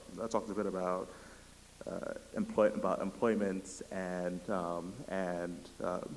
new folks that are building these opportunities. I'm thinking a lot about making more data available for investors. Doing more of the foundational, investing more in like the foundational studies and the characterization exercises that make it easy for new folks to think about and underwrite these new projects. And I put this counterfactual that certainly exists a lot in the U.S. and I think I know it exists a lot in Ghana and other places like that too, and so on as well. Imagine that you're an underwriter. You have two deals on the table. You have one deal where it's like, oh, here's a project. I've done 100 of these projects before, and so on. It will take me a few days to build a model and underwrite it and diligence it, maybe another week or two to diligence it, and so on. And you can like close that deal within a month. Or here's this other project with like a new technology or in a new space, whereby, maybe they've never done work in that area before. It will take months, many months, and so on before they can get comfortable, and they just won't do it. It won't be because, well, like the economics of this one are inherently worse, or the real risk and so on are actually worse, but the perceived risk and the perceived like time value of that risk and so on will be higher. So from an opportunity standpoint, they just won't do it. And that is a dynamic that we've got to change at all levels of the financing structure, particularly when you think about like, not just like, educating more investors, but also how do we educate and train our banks at different levels to participate in this process. And to that end, I would say the last thing, which I think is so critical, is just the importance of storytelling. I think we don't hear enough about the many successful projects and so on that have been executed all around the continent, certainly in energy and other parts of infrastructure. Whereas like there may be, business school case studies and newspaper articles on all kinds of stuff that gets built in the US, you don't really see the same things around like, whether it's like in Ghana, the Akosombo Dam, or like the Lake Turkana wind project in Kenya, or the Dangote refinery in Nigeria, or Egypt's nuclear projects as well, or like the hydrogen project and so on in Namibia. There are all of these like incredible projects that are being done, but if we don't tell those stories and don't explain to people that, there are some unique, to the extent to which there are some unique challenges of investing and deploying infrastructure, and there are ways to mitigate a lot of those risks and challenges and ways to get around that, and creative ways that many of you have found to structure deals and to get these projects built and to get contracts paid, then I think that just like increases this huge gap. I've certainly been in many situations, even what was very formative for me earlier in my career, where they had a map of the world, and it's just like you're looking at, where can you invest? And the entire continent of Africa was just like a big red flag. And I think some of that still exists today. And let's be clear, that's not true. That's not because of real risk, that's because of perceived risk. So one of the biggest things that I think all of you should take away and try to think about is how to amplify the successes of your projects, and how to amplify and tell the story of your ability to innovate around the risks and so on that we've seen, and to find ways of making these projects successful. I think the more you hear about the good stories, the more you hear about the capacity for creativity and the ability to deliver complex projects with excellence, that is going to drastically reduce the barriers for new capital to come in as well. So let me pause there, and the format for the session changed a bit, so sorry if that was a bit off the cuff, but first of all, thank you for your time, and let me open it up to you all in case you have any questions.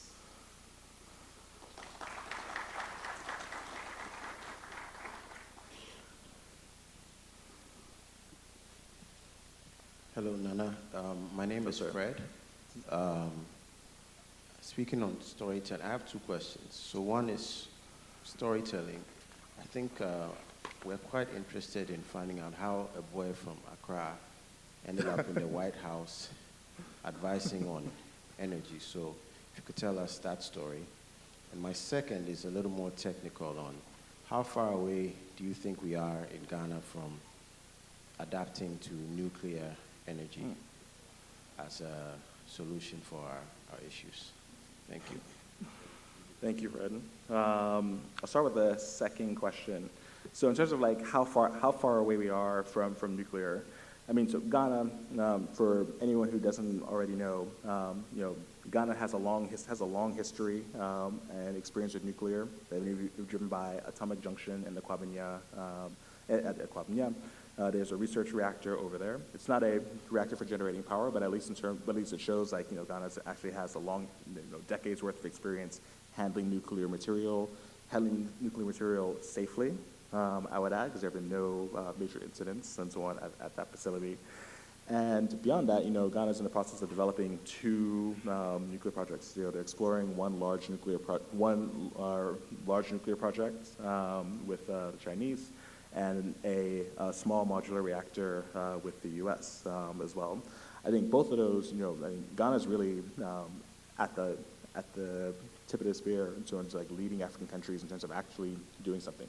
And to be, one additional bit of context behind Fred's question. So as part of my role, I was like the lead White House support on thinking about nuclear in Africa. And for any of you who are not familiar with like the U.S.-Africa Nuclear Energy Summit, would strongly encourage you all to check it out. It's organized with a host country and the U.S. Department of Energy. Ghana was actually the first host of this in 2 years ago. And it was the one last year was hosted in Nairobi, and there'll be more of those to come as well. But the efforts are really strong. So I think I know for the SMR project, they're hoping to have that up and running by the early 2030s. That would take. It is possible to get it up and running within the early 2030s. I think thinking like mid to late 2030s is probably like a fair way to thinking about it. And once you get, the first one is the hardest one. So for hardest one to figure out how to finance, hardest one to figure out how you're going to staff and build these projects. Once you build the first one, then it makes it easier to build the next one, this one as well. Ghana can go even faster by not thinking about just Ghana by itself, but thinking about regional cohorts of countries and so on that are in the same position, both from the deployment of the individual projects. So how can they work together, perhaps to collaborate, perhaps even to share in perhaps even to form JVs and share in the risk and share in the potential upside from making those new projects and developing the IP. But also, again, we talked about supply chains in developing, really developing a coordinated plan to develop a regional supply chain. So Ghana does, perhaps would not have to build the entire supply chain all by itself within one country for a few projects. If a lot of countries, got together, then that could help it go even faster by helping to de-risk. On the first one, without overindulging myself, but I've been very interested in energy pretty much my entire career. So in different ways, my grandfather was actually the late Dr. E.L. Korti was the first head of the VRA. So he helped oversee the construction of the Akosombo and Bong projects. And so I think that's one element of it. And then, I was very, very interested in engineering when I went to college, but also very interested in international developments. And, at first I thought I was going to go in, thinking I was going to help design cars or design airplanes. But I was doing an internship in Japan and then kind of visiting a bunch of power plants, and the stars literally aligned. That's oh, okay, actually energy is the place in so on where you can align all these interests of how do you think about economic growth, how do you think about amazing new technologies, and how do you think about growing, using that in service of growing local economies and so on as well. So long story there, Thank you for your questions. Okay. Ladies and gentlemen, please help me appreciate a former U.S. Special Assistant to the President for Climate Policy, Finance and Innovation. Many thanks to you, Nana Menya Ayensu, for that very stimulating talk on disrupting Africa's energy future, technology's transformative role. Well, it is clear that until the lions have their own historians, the stories of hunting will always glorify the hunter. And that's why we want to tell our own story on how we can leverage technology for energy security and sustainable growth in Africa. We want to chart that path by navigating geopolitical shifts and market dynamics. Would you please help me welcome my friends up here as they wade through these turbulent waters? Dr. Ainoje Alexander Irune, please, a round of applause. We make welcome Mr. Kevin Dadzi. Mr. Theophilus Aruring is a proud member of this panel. Mr. Emmanuel Solomon. Madame Adaku Ufure, I hope I got that correct now. Dr. Tony Obin. Mr. Rick W. Basi Gia. And the moderator, Nidra Yaboa.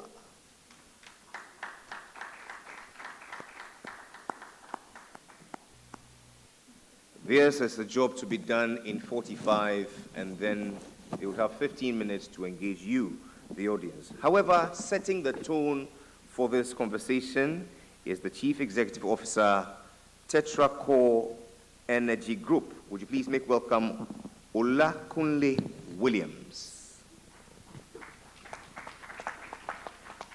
I beg, Nigeria with the clap.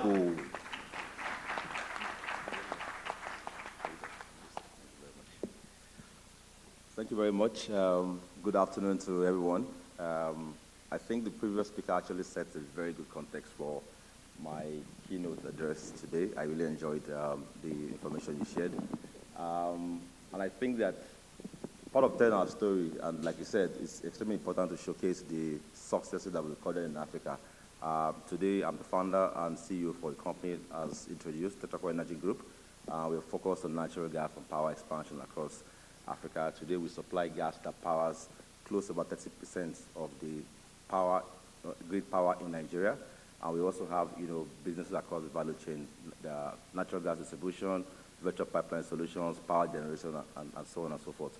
We are also proud to say that we are setting up the first CNG system here in Ghana, in Tema, and we are hopeful that that will go live before the end of the year. So for us, it's important that we tell our story, and that we make practical steps towards trying to close the gaps that we identify in the energy space. And so I will start off by saying that I have 4 slides that I want to discuss today. The first one largely talks about what we already know, essentially presenting a contrast as to the African situation. In one breath, like we know, we are a continent that is extremely rich in natural, human, and material resources. I have a bias for natural gas. If we talk about the wealth of natural gas, we've got over 800 TCF of proven gas reserves residing here in Africa, which is sufficient to lead widespread economic transformation for our continent. We also know that we have huge mineral reserves. We've got cobalt in Congo.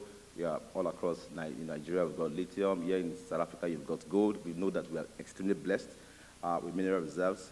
We also know that we have a young population, right? Over 60% of our population are actually under the age of 25.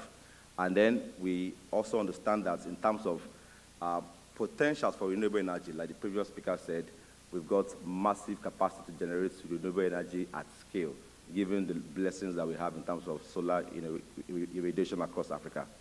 But when we look at the contrast, we then look at the fact that despite this wealth, we are then having to struggle with a low energy per capita. We've got the lowest energy per capita in the world, which also translates to the fact that we've got a very low GDP per capita across the world, also translating to very low income per capita as a continent. So that presents a bit of a challenge. And then when we go forward, especially looking at current development internationally, we've spent the last decades focused on globalization, driven by rule-based international trading, but we've seen a lot of fragmentation in that over the last couple of years, right? Especially from 2018, from 2020, the COVID-19 crisis, the Russian-Ukraine invasion, and then, of course, driven also by the energy transition. As we move towards net zero, we are seeing that supply chains are being fragmented, are being dislocated. we are seeing countries adopting protectionist ideologies around trying to control the elements of supply chain end-to-end, from production all the way to distribution. And that brings interesting realities for us in Africa. It then means that we, as a continent, need to imagine how we can begin to reprioritize our energy delivery in a way that we have sustainable energy, we have ability to generate the baseload energy that we require for energy supply across Africa. And so we note that, indeed, there's some reaction across Africa to try to improve our realities. One of them is the African Continental Free Trade Agreement. Like we know, we try to promote intertrading across Africa. Today, we are doing less than 10% within our continent. We're trying to bolster that up significantly. And part of delivering that, of course, is getting energy on a sustainable basis. And so when we look at some of the goals that we have in Africa, right, like I said earlier, we are trying to coordinate our economy to achieve one single economy and enhance our potential to trade and industrialize. We have a number of activities going on the financing end. We've got the DFIs today stepping up big time. African Development Bank is championing Mission 300 to try to reduce the numbers of people outside the electricity bracket by over 50% by 2030. We've got also recently the African Energy Bank, $5 billion AEB that has been set up to try to drive investment for fossil fuel projects. But the reality is, when we look at all this, we have a number of gaps to close to ensure that we can get to this point where we have widespread energy access across Africa. And so, because this conference is speaking specifically to technology, I've tried to highlight what I think are key enablers around the technologies end. And I think the previous speaker did make mention around a number of them. Critically is the fact that for every historical period, technology is the biggest game changer, that essentially gets countries and continents towards economic prosperity. And we've seen that across us, what technology does achieve is that in the first place, it gives efficiency in terms of supply chains. It helps us to clean up the process of carbon emissions, because that's very critical as we move towards net zero, our goals of net zero. It also helps to build a very resilient supply chain, because what you then do is that if you anchor your energy production process based on technology, you can't be able to control the entire supply chain from production all the way down to demand in a way that you capture the value for yourself. We also know that with efficient technology, what you will see is improvement in metering, improvement in distribution, improvement in power evacuation, improvement in power accounting, energy accounting. And of course, you would then see the ability to develop new energy sources, right, from clean energy sources, and that's extremely very important. I'll give you an example today. We are looking at, revolution around solar energy generation, for example. We are seeing concentrated solar power coming up right across the world, which enables countries actually harness solar power in a way that you can supply baseload energy through it by generating it. We're also seeing that across the board, within the fossil fuel production cycle, we are seeing carbon capture and storage technologies coming on board, which is extremely very important. We keep saying that there's no way in the world where we're going to eliminate energy sources as a bit to achieve clean energy. What we need to do is to engage all the sources of energy and then find a way to clean them up in a way that we can utilize all of them to achieve sustainable energy across Africa.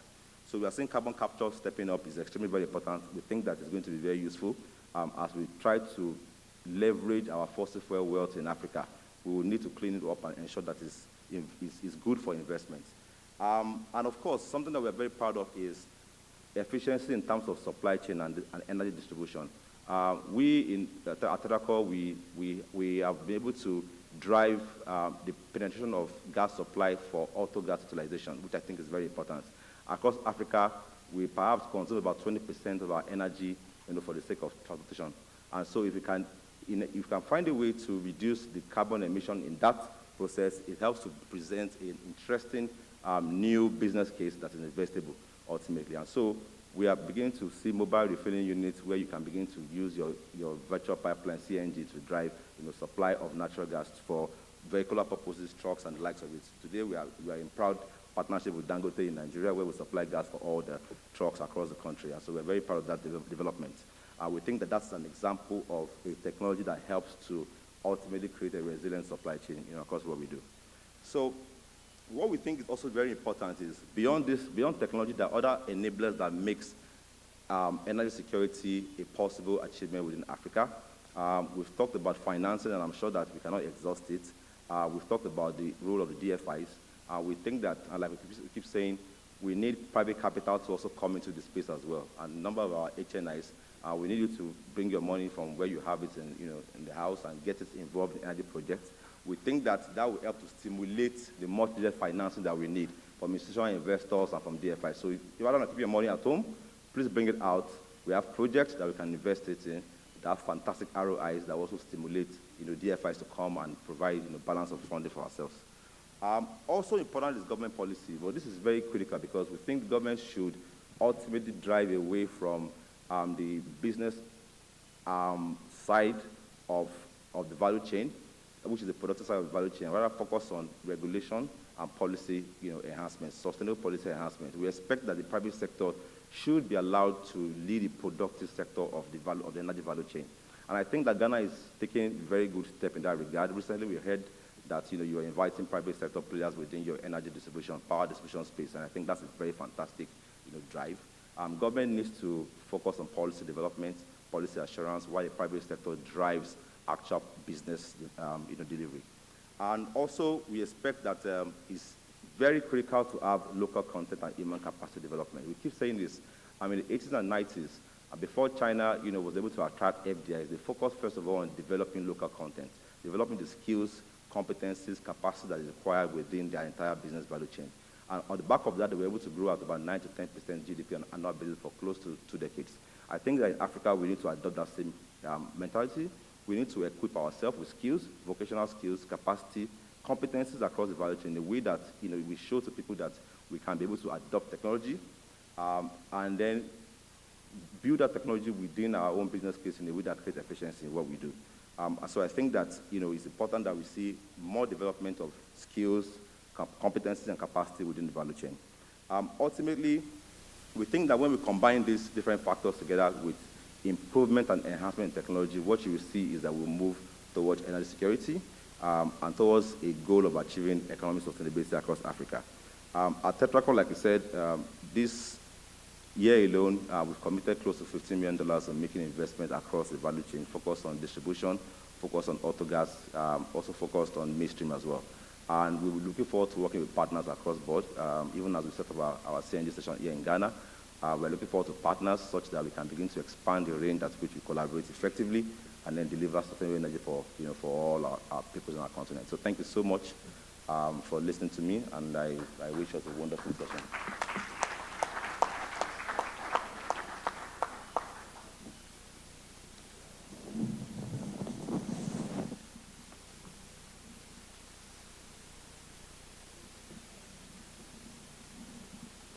Hello? Okay. Thank you very much, Mr. Keynote Speaker. I think you made our lives easier. You literally set the tone for this session. Thank you, everyone, for being here. So before I proceed with the session, we have one of our key panelists as well, Dr. Tony Obeng. Please, could you sit in the front? I know we're out of seats here. So he's the CEO of Petroleum Hub, and he's part of the session. Okay. So seated with me are some very amazing people and leaders in their various fields, and we'll be looking at how we can leverage technology for energy security and sustainable growth in Africa. I'm sure from morning up until now, we've heard a lot about Africa technology, energy, and now we want to talk about how are we going to do this. So I'll start by asking the first question on this, which is essentially, how can Africa leverage digital technologies to improve energy grid reliability and reduce energy losses?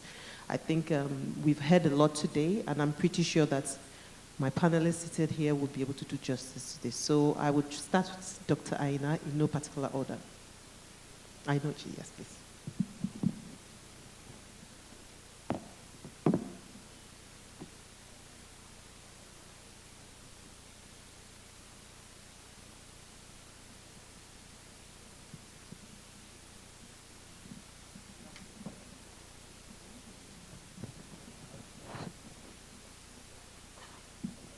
Testing. Yep.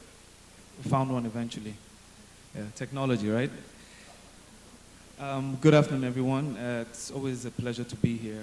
I think when we look at the landscape of technology and the question that has just been posed to most of us on the panel, I think there's an initial question before this. And that, for me, is what is technology doing to the requirements for energy in the future? And I think that for us is a more fundamental question. When you think about that question and you think about the advent of the singular most revolutionary impact on humanity, which is the artificial intelligence race we see at the moment, we know for a fact that a lot of that computational power has to be available for our future.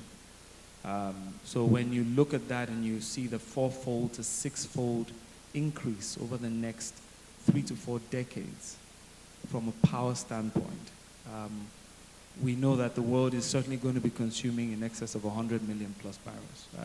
And I think that's a fundamental point for all of us to understand at the core. And when you leverage everything we have today,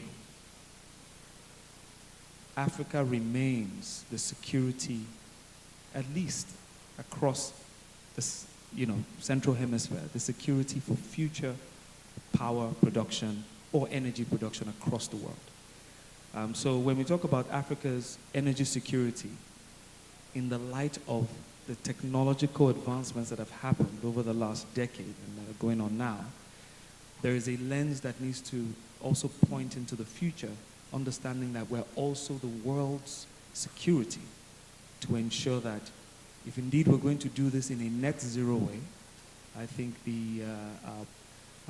one of the keynote speakers spoke about the concentration of sunlight alone on the continent.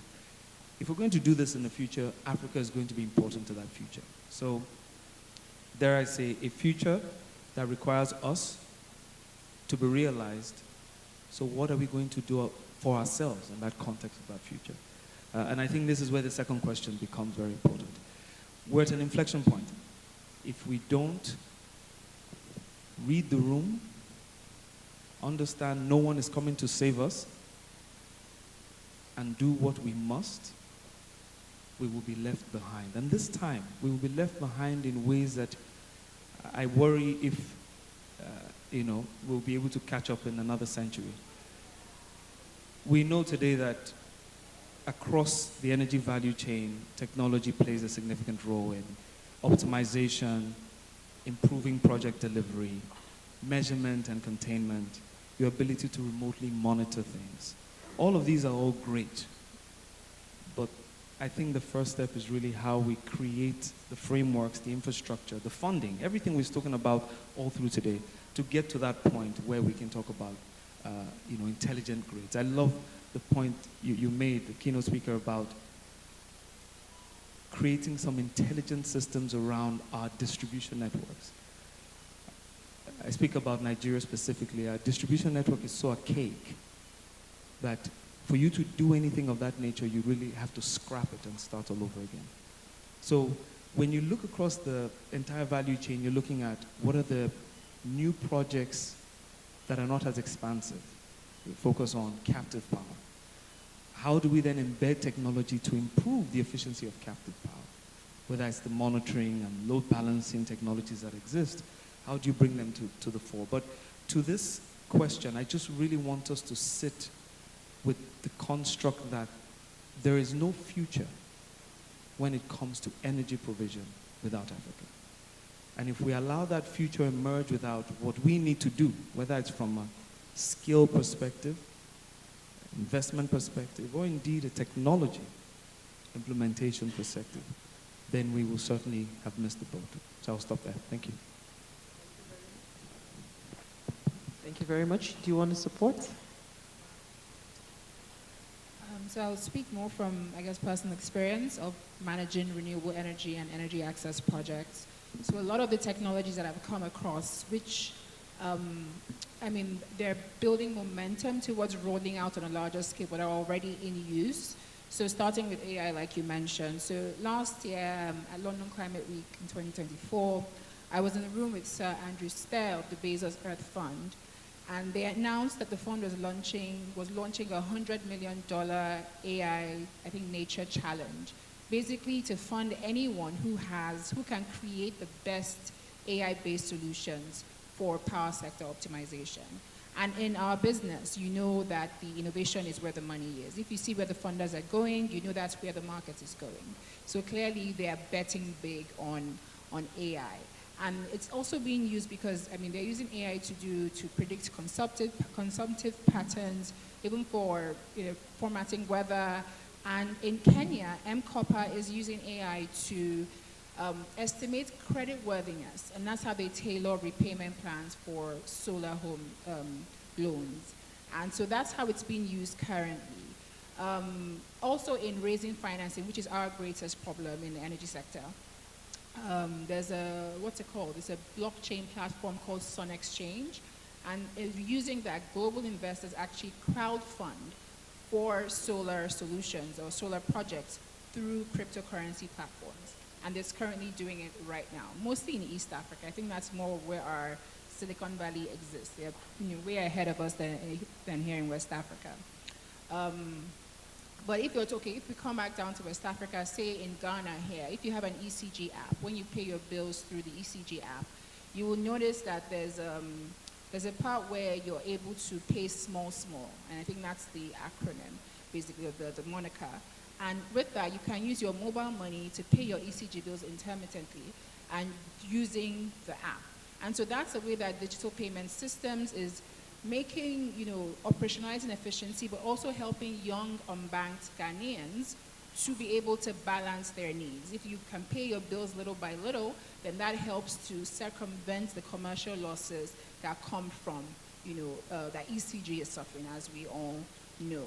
And so, but then as all these solutions can't work if we are not developing local capacity simultaneously, because we risk, importing all these solutions, which we have been doing, that we can't use. So you make sure, which is why I really like how ECG has rolled theirs out. It's been a very gradual process that they've taken Ghanaians step by step.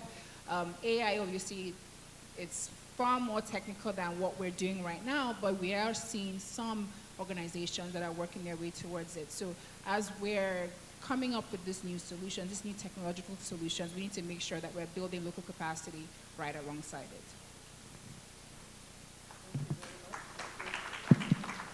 Thank you very much. I think that was very well articulated. I mean, I heard you mention things around AI. I was doing some research myself, and I realized that we have cases where people are using AI for predictive maintenance rather than being reactive, which is what we've been, especially in West Africa. So we wait for the national grid to collapse, and then we start chasing after looking for. But we have cases where people are actually being more proactive, setting up sensors at vantage points and using that to predict so that you prevent that from happening. So I think we're already doing stuff based on the comments that I've heard so far. It's just that I think, as Nana said, we need to talk more about these things, because I think that has been one of our greatest problems.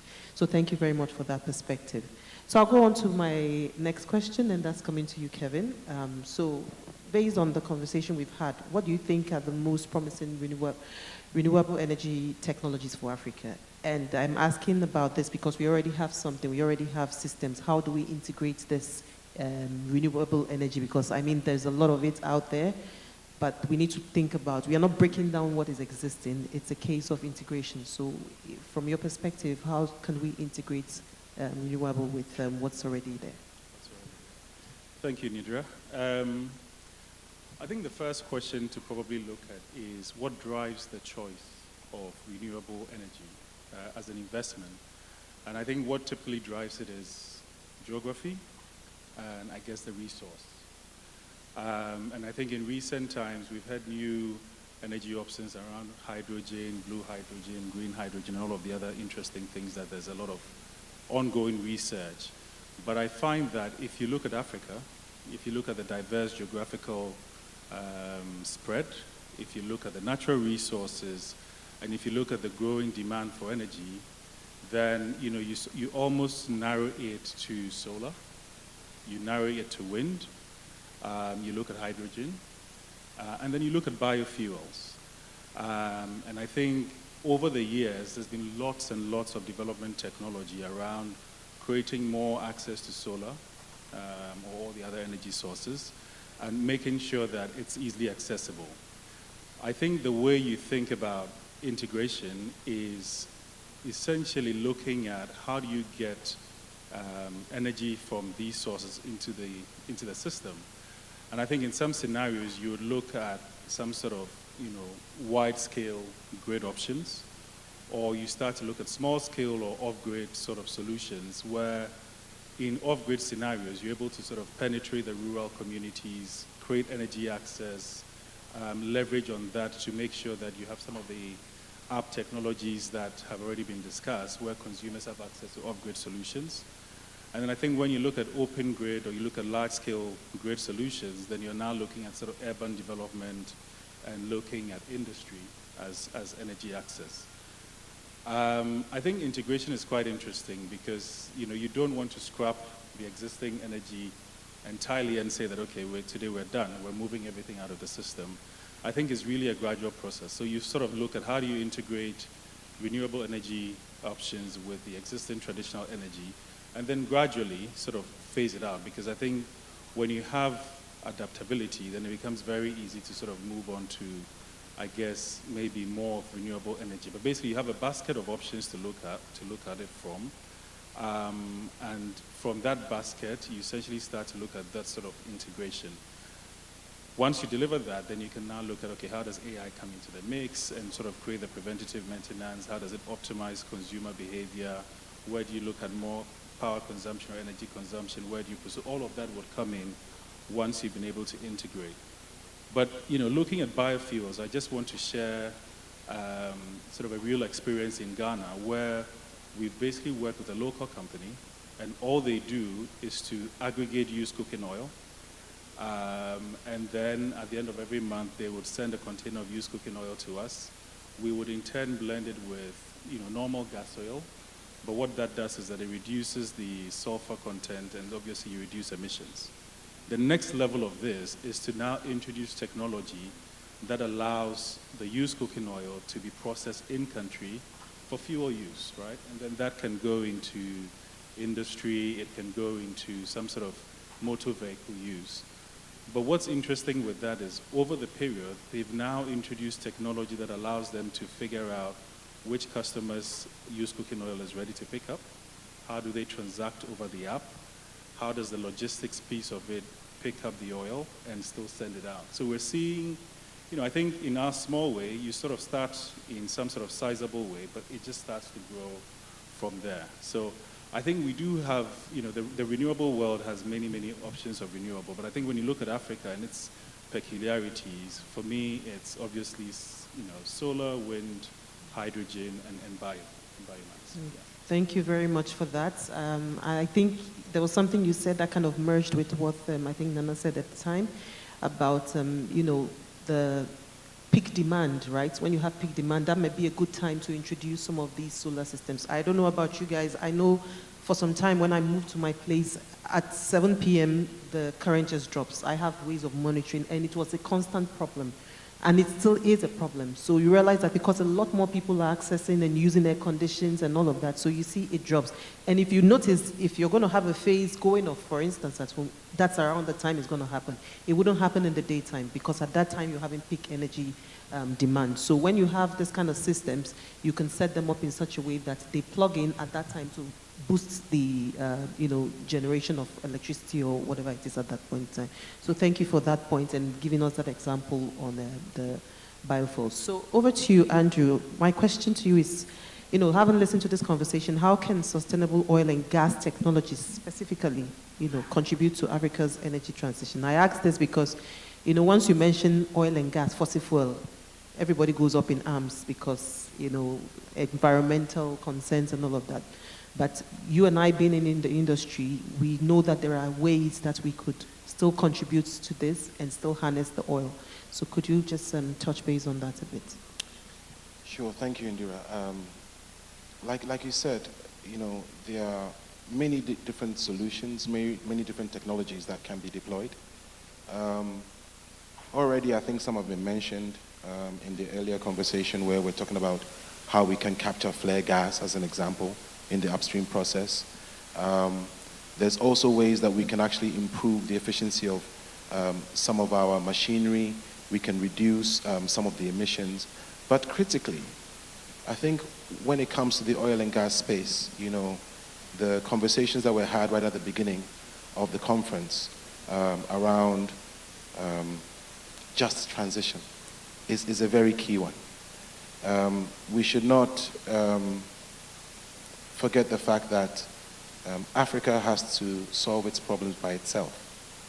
And Africa must leverage its technologies in order to do that. So, for example, the cooking oil example that we just mentioned, I love that because it just shows maybe at a very small scale initially how we're trying to solve those problems. I think that we can leverage technology more and more to do that.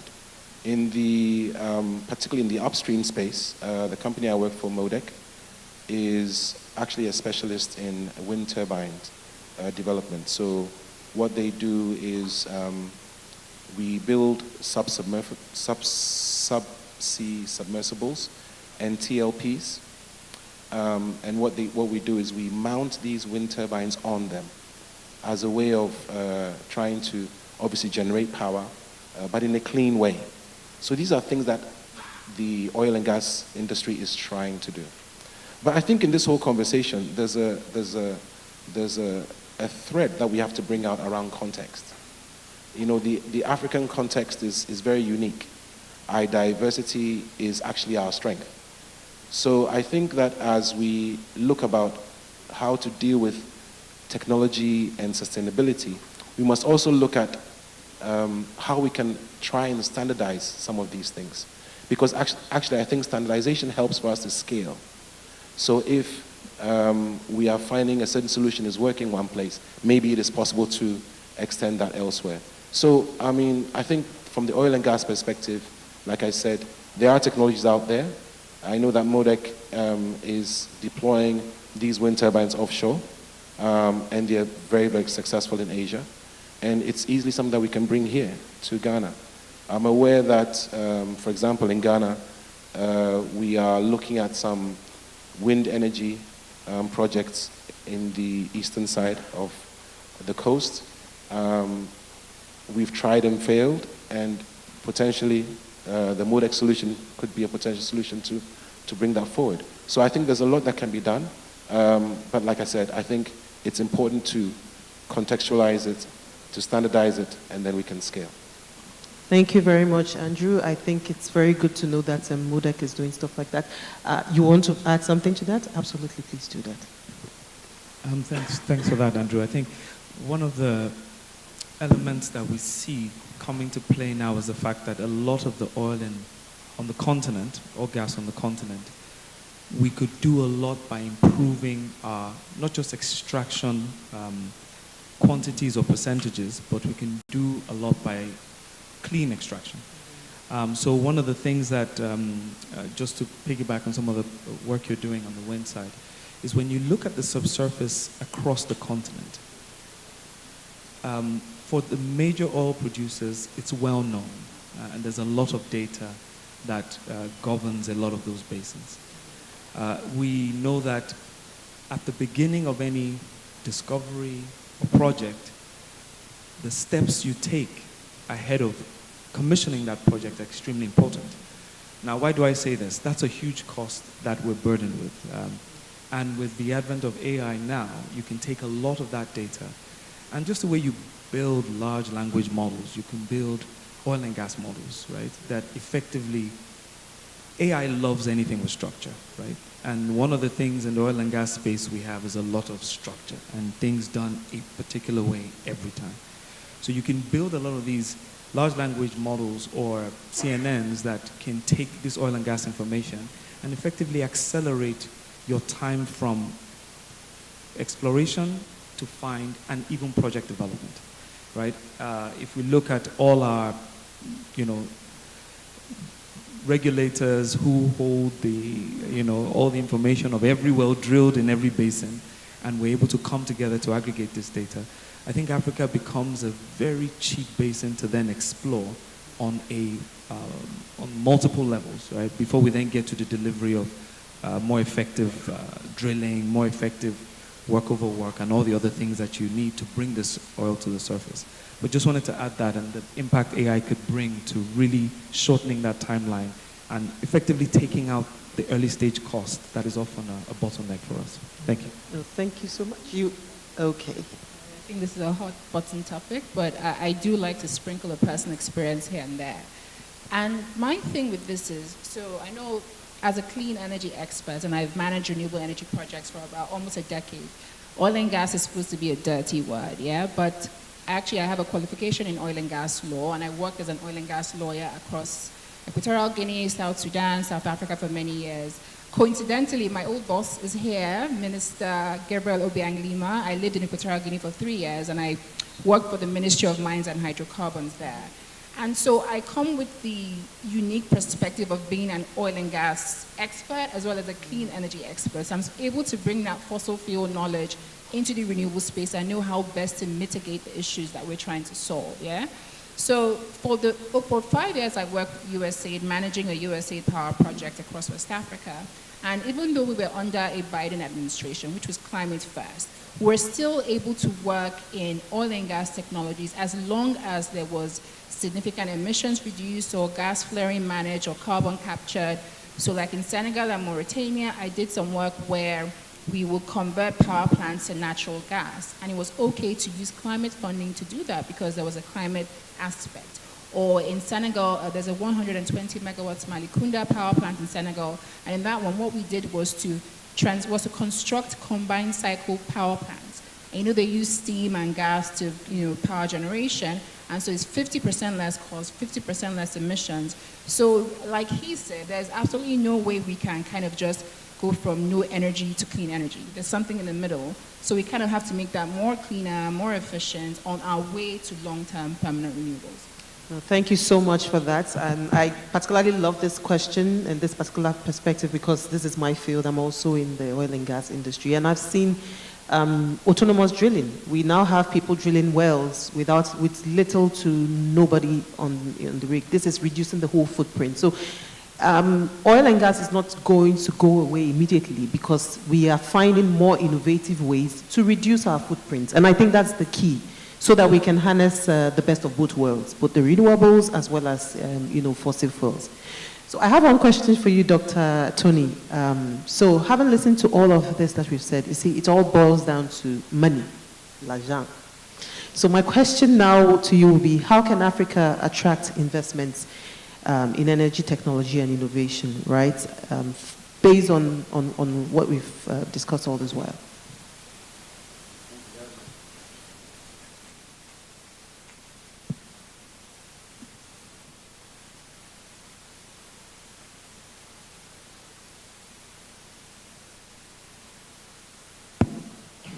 I normally have a big voice, sometimes without a microphone, it works. But just before I come directly to your question, I would want to sort of reiterate a point that was made at the plenary earlier, that Africa should not feel shy about the use of its resources just because fossil fuel has become discredited in the minds of some people. I mean, given the amount of discovery that is occurring on the planet, on the continent, we cannot afford to feel shy by using our hydrocarbons. And again, there's no law in this world that is saying that stop using fossil fuel, hydrocarbons. It says transition. So move away from that. So it's a process. And I like the concept of just transition, and that should be so. In terms of attracting resources to that, I believe that it depends on how you package yourself. Africa must begin to package itself as a region that is ready to attract credit, that is ready to attract funding for the energy transition, I'll call it. For example, governance is very important. Anyone who is willing to bring capital to a country would want to see how the country is governed, how corruption is treated in the country. We always say that investors are cowards. They take their monies where they are very sure that the money will work for them. So first of all, governance is very, very important. Again, aligned to governance is also the internal policies that we have. Our tax regime, our financing regime, and all that could be a source of attraction of capital. Again, we also need to look within ourselves. No one will solve our problems for us unless Africa realizes that most of the problems can be tackled and probably solved by itself. Going by individual ways is not going to help us. We're going to dissipate energies. So it is important that we come together with the singular purpose of addressing the energy challenge. This can be, Ghana is trying to establish, a petroleum hub where it's going to build refineries, it's going to build jetties, petrochemical industry, storage tanks, and all that. The question that I ask myself is, to what extent have we related this to our African compatriots? To what extent have you wooed capital from Nigeria, from Sierra Leone, from Djibouti, from South Africa? To what extent? And are we willing and ready to do that? AFTA has created a good platform for us. This African Continental Free Trade Area project has created a good sort of space for us to be able to trade amongst ourselves, to even, export or import, fuel or crude easily from one country to another without going through the cost that we used to go through. So I think it's important that we look into ourselves, take advantage of this, all these geographical groupings, political groupings that is either subcontinental or continental, and then also create governance that will attract credit from outside, that will attract investment from outside. And the partnership is the key. Partnership is the key. We cannot go it alone. Our tax system must be looked at. Local content is very important, but the way we carry local content, we must also revise. I was a very dynamic soldier of local content. I know a few years ago when I was younger, we were driving local content, which is a very selfish approach to looking at things. But yes, local content is important. But now, if Ghana is doing local content on its own, Nigeria is doing local content on its own, Sierra Leone is doing local content on its own, how do we partner?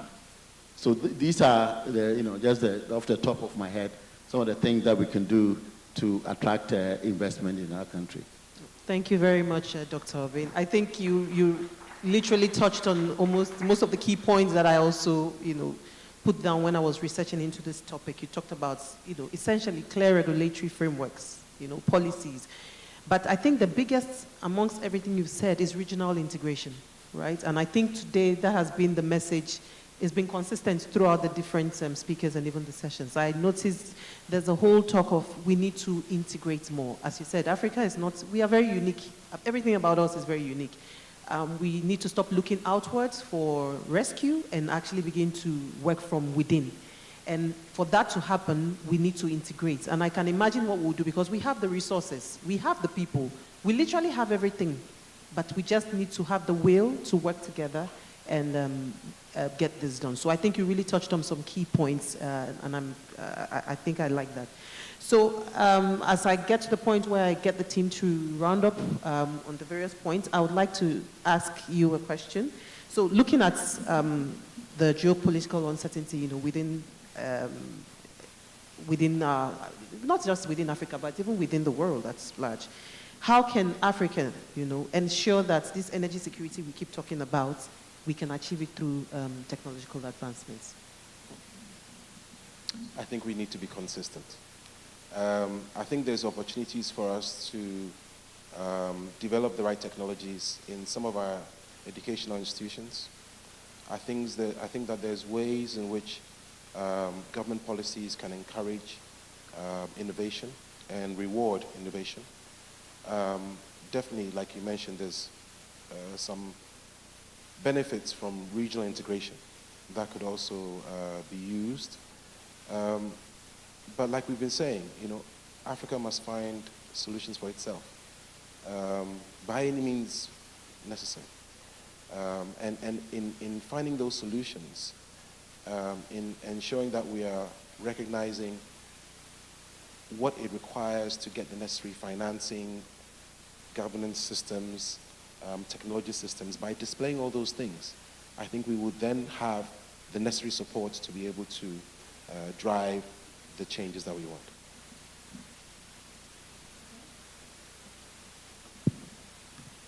You want to go?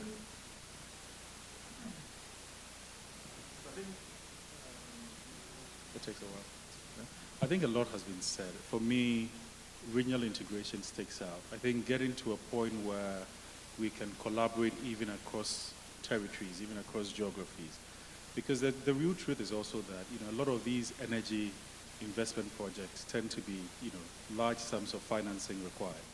So I think you cannot underscore the fact that the right partnerships must be had, either between private entities, between countries, but we must be able to do some sort of cross-border alliances to be able to access the funding and be able to share the resources and opportunities. But I think a lot has been said around that integration, and I just want to underscore that. Thank you very much. So final remarks from the panelists before I hand over to the moderator for the day. So with final remarks, I'll say just to touch on that geopolitical uncertainty. As a former USAID contractor, I found out just how uncertain geopolitics was on January 21st, 2025. And it's kind of reshaped the entire big aid environment, so to speak. So the pillars of energy security, accessibility, affordability, availability, and environmental acceptability, I don't think there's a single country in Africa that can boast of all four, maybe one or two. And if you're not able to, as we say, regional integrate, it's not possible. So this is where the power pools come in. And I did a lot of work with West African Power Pool in trying to unify the regional electricity market. We managed to kind of operationalize the WAP ICC a little, but I don't know how far that's gone now since I stopped working there. But then it's the power pools, we start from there because they are the ones that are connected to all the utilities in the region. So if the Southern Africa power pools, the Central African ones, are all able to work within their regions and then cross over and work between themselves, then we can get that regional interconnection that we're talking about. Because it is not the easiest to have individual countries deal with each other.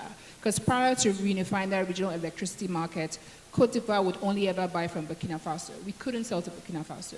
But now, if they're doing it through WAP ICC, you put your goods on the open market and everybody names their price, right? So that makes it much easier and it's, fairer and all of that. And if you're now talking from the donor side of things, which is where I'm at now, as a donor, we are trying to redesign projects so that they are government-led, they are no longer donor-led. Prior to this, we'll draft a task order in Washington, D.C., come here and say we're investing $200 million in the country and we're paying consultants to basically implement that task order.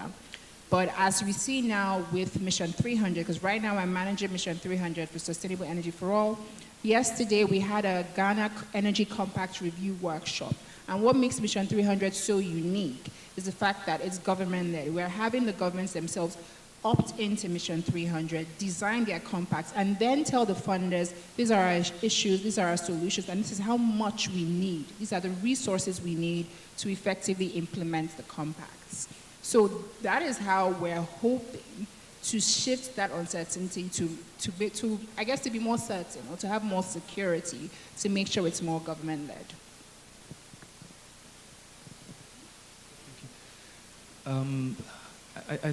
I do think that there is an element of reality that we will have to come to. As a continent, Europe has shown that if one of their countries needs to build a liquefaction plant, they can do it in 8 months to a year. I think it's the size of your will, not the size of your dream. Right? When you look at a lot of the work that is ahead of us, it's clear that 3 things we must do right. One is utilize what we have to get what we want, which is ensure that as countries and as regions that are able to produce, whether it's oil and gas today, we do that. We do it efficiently and optimally. And we're able to monetize that to then, secondly, fund the future we desire. Now, that future certainly speaks to regional integration and a lot of the points that were made here today. But I think as a continent, we must start to see and read the room that everyone has their problems now, especially with the posture of the United States. Everyone has their security problems, whether it's energy, whether it's migration. And if we don't realize what we have, I think it's virtually impossible to get what we desire. So for me, it's less technical. I think it's a bit more of a, if we could be dreamers again, like our forefathers. I think the ES mentioned Kwame Nkrumah, when they thought about the Africa that they wanted to live in, or their children wanted to live in. It wasn't about what they needed to do. It was why it needed to be created. And I think we need to take a step back and reassess the why. Why do we need an energy future? Why do we need a sustainable energy future, and how do we get there? So those will be my remarks. Thank you. So I think mine is an observation. I think that, as we share all of these great ideas, what's also important is that there are lots and lots of projects that people are undertaking, whether by private individuals, whether by the government, whether by donor agencies. And I think what would be helpful is for us to have some sort of a reference point where these stories will probably be, available for us to find out what's going on. Who can we work with? Who can we partner with? How far have people gone in the process? So that, people don't start or reinvent the wheel as we move along. I don't know if this sits with the Energy Commission, but I think I would just throw it out there as an observation and one for us to pick up. Final words? Yeah, Indira, if I may, thinking about the 3 I's, that really is the theme for this conference, the last one being implementation. I think we know we have the why now, and I think we have the how. So the question now is the what. And I think, like all the panel have said, there are many different options that we have as Africans to solve these problems. But the question is, do we, at what scale do we want to do that? Do we want to be government-led and let governments provide the necessary environment so that the private sector can follow and partner? Or do we want to let the private sector drive it and hopefully get the financial institutions to back those investments and those innovations in order to then drive the necessary transformation that will be bankable?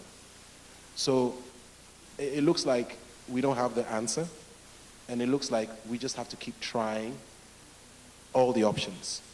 And hopefully we'll get to a point where we'll be able to leverage the technology, get the energy security, and ensure that we have sustainable energy for Africa. Thank you. Just before I hand over to you, let Dr. Tony Obin close us. Yes, thank you. Next time when I'm born again, I'll sit on the platform because I didn't get to make any point. But that having been said, I think let's go back to the context, my concluding remarks, to the context of this whole discourse. We're talking about navigating political shift, market dynamics, and an important point, climate concerns. So these actually call for us to, first of all, avoid shallow mentality. And we've all spoken about integration and all that. silo solution will not help for Africa. And I think African problems can better be solved by Africans. And it may sound like a cliche, but I think when we put our minds together, we should be able to solve our African energy issues. The second point that I want to make is that we have so far not averted our mind seriously to solar energy, even though there's no gainsaying that Africa has the highest solar radiation in the world. And we only convert, I think, less than 1% or so. And I think that's a potential waiting to be tapped. And we should find a way of tapping solar energy. We speak about that. We are always scared about the initial capital outlay, but I think that is the way to go when it comes to renewables. And finally, I think technology is the name of the game now. It is the thing which time has come. And therefore, we need to adopt and create new technologies. We adopt existing one and create new technologies. Smart,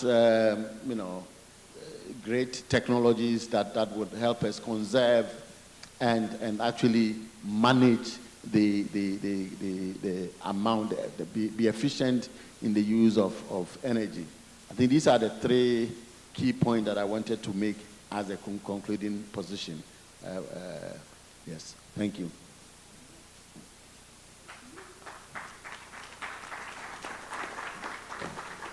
One more time, help me appreciate our rich panel. And so humbly I ask that you please come together for a group photograph. Dr. Obin, if you'll be kind as to join them, so that we capture you all and tie the bow on this wonderful conversation, leveraging technology for energy security and sustainable growth in Africa, navigating geopolitical shifts and market dynamics.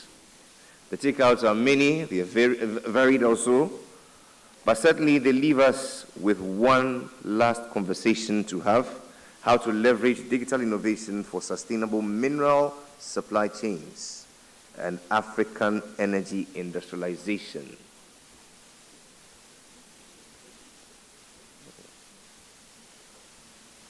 Thank you very much, Madam Moderator and the panelists. Please appreciate them once more. It's my pleasure to invite Madam Melissa Mensah, our moderator. She's an energy lawyer based in Ghana with ACA Law Consult. She's joined in conversation by Chairman Koran Momo Jima Oyareko, I beg your pardon. The founder and CEO of VAOB, Mr. Tony Beckson, is a member of the panel. We're joined by the board chair of UBA Ghana, Mr. Kweku Ando Awoche. We make welcome the CEO Uganda Chamber of Energy and Minerals, Humphrey Asimwe. Why don't we make welcome the project manager, Critical Minerals Project Coordination, Sonango EP, Inocencia de Fatima dos Santos.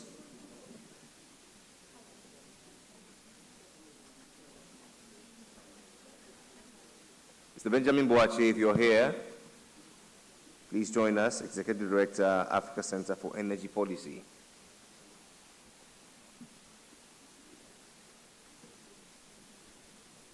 Mr. Robert Laye, are you here? Okay.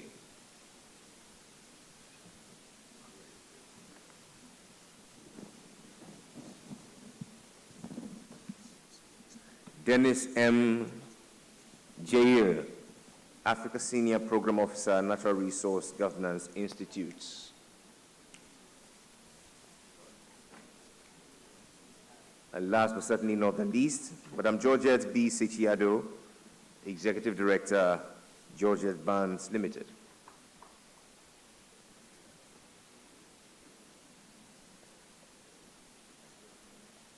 And for the last panel, clearly you can see we need family planning. So there's A and B. Madam Moderator, 1 hour is all you have. Take it away.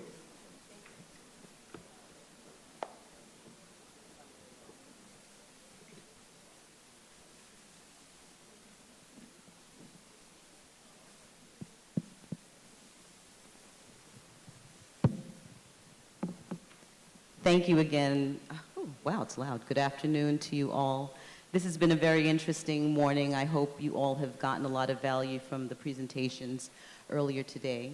We have been tasked with the opportunity to discuss digital innovations and how digital technologies can be used to help advance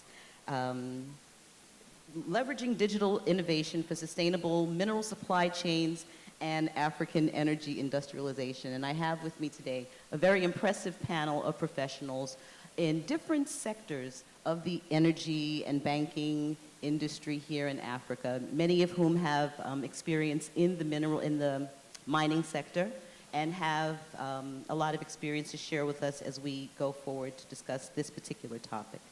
By a show of hands, I'm a very new adapter to AI and those types of technologies. On the panel here, how many of you actually engage with AI in either professional context or personal context? Excellent. Good to know. It's been exciting to me because I've noticed that with AI, we're no longer confined to our own intellect. We have access, everyone has access to unlimited information about everything under the world from a somewhat reliable source. So that ability to learn and implement that information across sectors will likely have a very huge impact on how Africa moves forward in our own local development and industrialization. So what I would like to do is to speak with our panelists here and give you each an opportunity to share with me how it is that your industry or how you're implementing these emerging digital technologies like AI and blockchain and Internet of Things to accomplish your business objectives and how you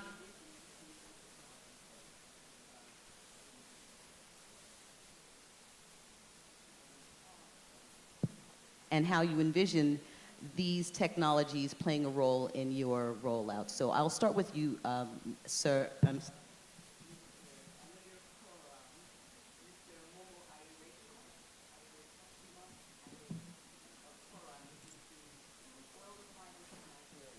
Please share with, I'm sorry, thank you.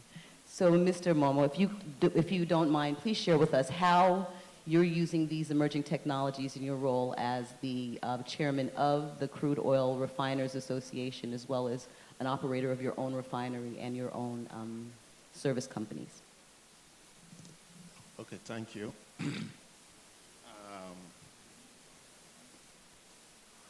It's a bit very diverse. If I have to speak on the generality of AI, which for me it's a very predictive mechanism.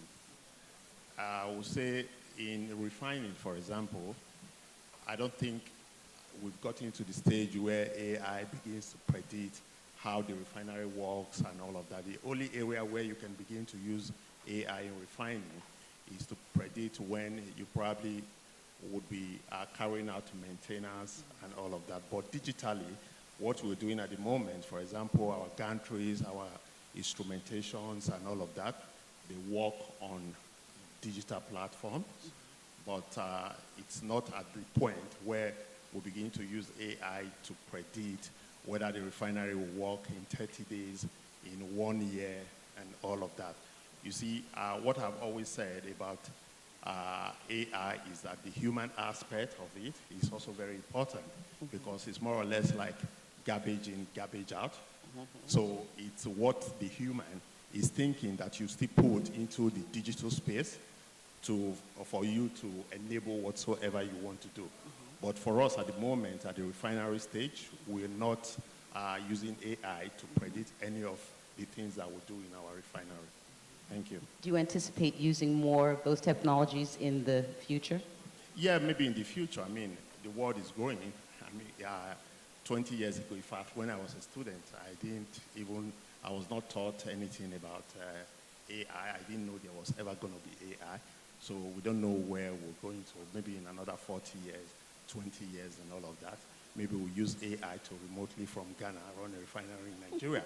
It's possible, but I mean, the world is advancing. As the world advances and all of that, obviously, some things that we never thought about, will definitely come up. When I went to school, when we were taught computer science, we never saw the computer.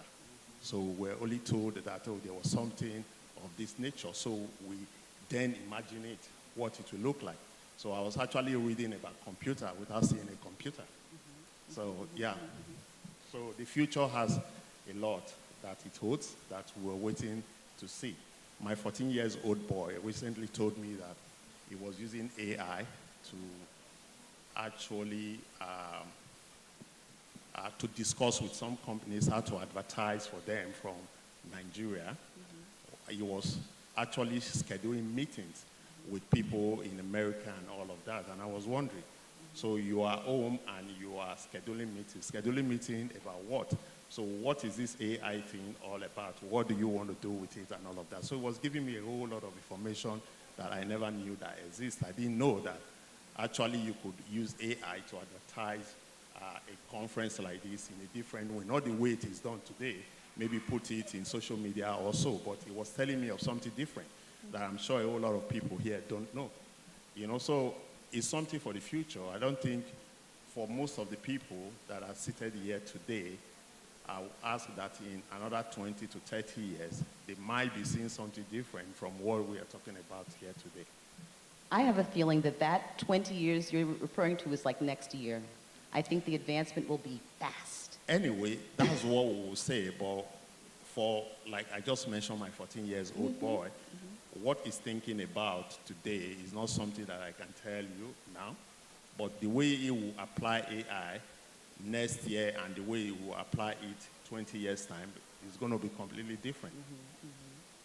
I agree completely. And what's important to know is that the young people, we have a few very young aspiring business people here, and they're already there. They're not thinking of AI as some concept, some nerdy concept that's in the future. They know that it's right now, and they know that they can implement change right now. So those of us who were trained to think only with the constraints of our intellect, we're at a disadvantage, and we need to help to prepare our industries to make the most out of this technology, to prepare for the young ones that are coming behind.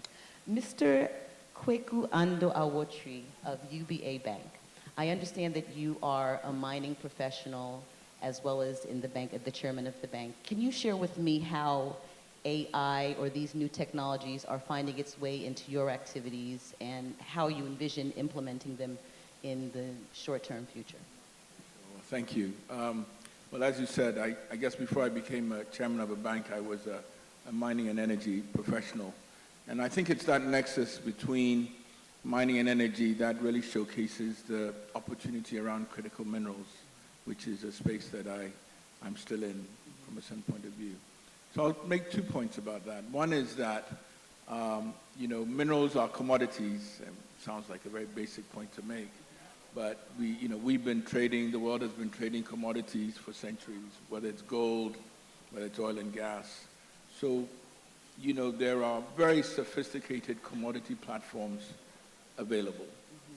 And anybody who wants to trade commodities of any kind can get on these platforms. It's an opportunity for 14-year-olds as well as 40-year-olds to be on those platforms and to take advantage. And what you're also finding is that, exchanges are being set up for things, commodities like agriculture, by the way, all the way to whether it's rare earths.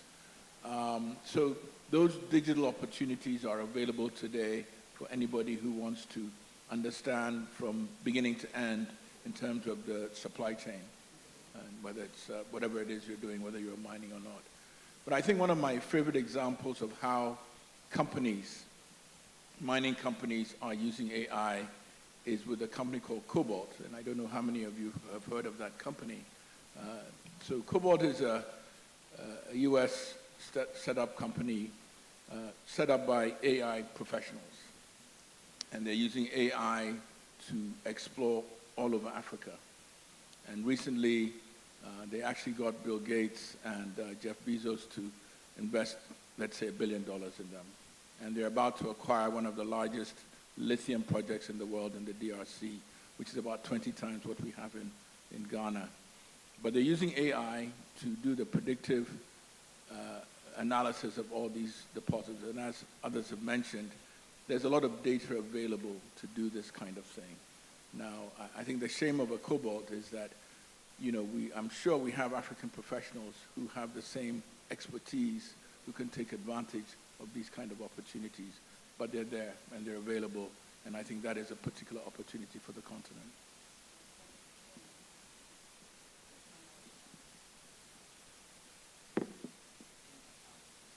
Hello. Yes, I'm back. Okay.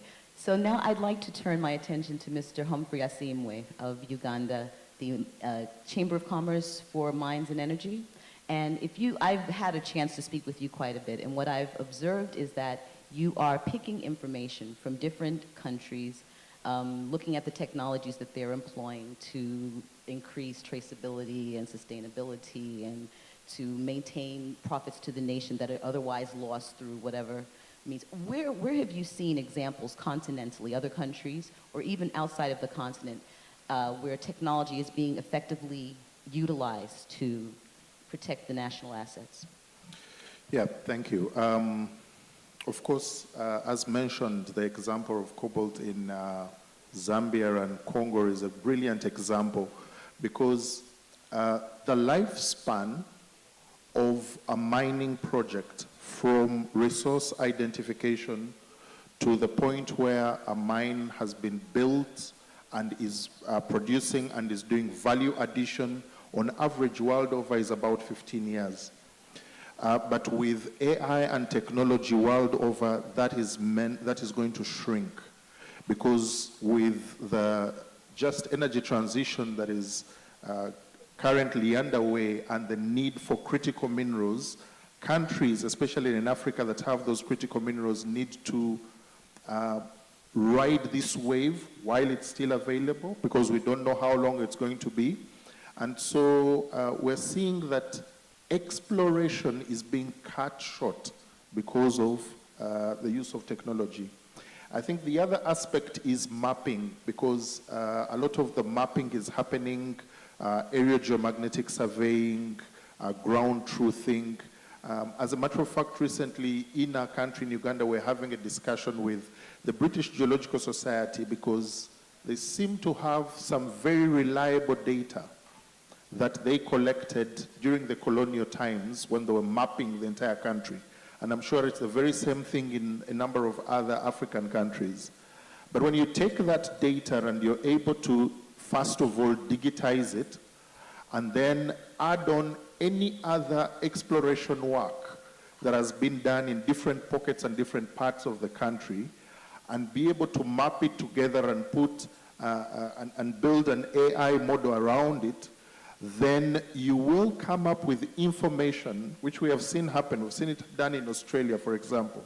You will come up with information that can aid investor promotion, that any investor who is looking for information, say on lithium, or on cobalt, or on copper, or whatever mineral they are interested in, all this information has been synthesized, analyzed, and AI is making it accessible, is packaging it in a way that investors would easily take it up and make investor decisions.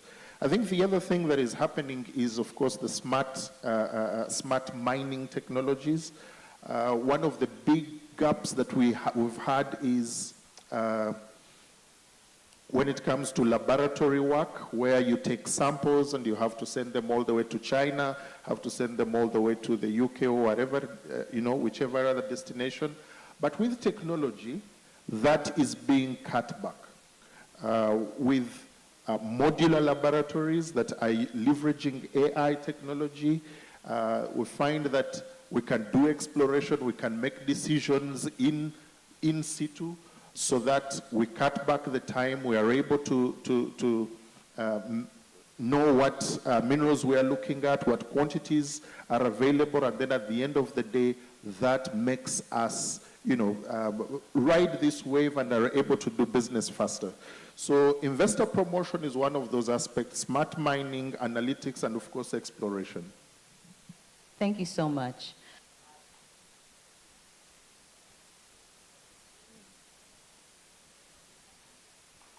Hello? Yes, I'm back. I apologize. I would now like to direct my attention to Madame Innocencia. In Esencia, you represent Sonangol, which is one of Africa's most powerful oil companies. And I wanted to find out from your perspective how African nations can balance the export of critical minerals and resources like oil with the need to meet our own domestic energy requirements and our industrialization requirements before we start looking at the requirements of our outside investors. Okay, good afternoon. Thank you, Melissa. In particular in Angola, right now we have a decree law, a presidential decree law, for example, for quartz. And this initiative from our own government allowed, for example, Sonangol, who is now with a project for critical minerals, to implement the projects within country. What happens is that producers are not allowed to take the quartz outside of the country. And within Sonangol, we do have a unity that is in charge of renewable energy. And they have projects on solar energy. So one of the main goals for us now is to, since we have this law implemented, allow us to go and have investors come and develop the project with Sonangol within country. So we are at the same time providing energy to the country and making sure that the market has sufficient energy, while at the same time we are creating jobs and we are using local content and having integration with all the other units that Sonangol has. Very good. Thank you so much. I have other speakers here in the audience, and maybe I would like to give my attention to Madame Georgette. Georgette Barnes, you are, can I have a microphone for her, please?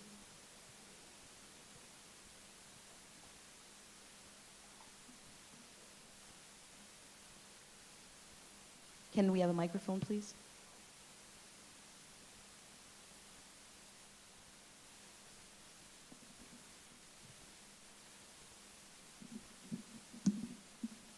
So my question to you, Madame Georgette, is you are working in the industry that supplies to the mining sector, and I'm thinking that you might have observed opportunities where women perhaps can participate in the mining and energy sector in other ways that can help us to reach our goals of full access by a reasonable period of time. What have you observed in the mining sector as areas where women could participate either in a digital aspect or in another aspect?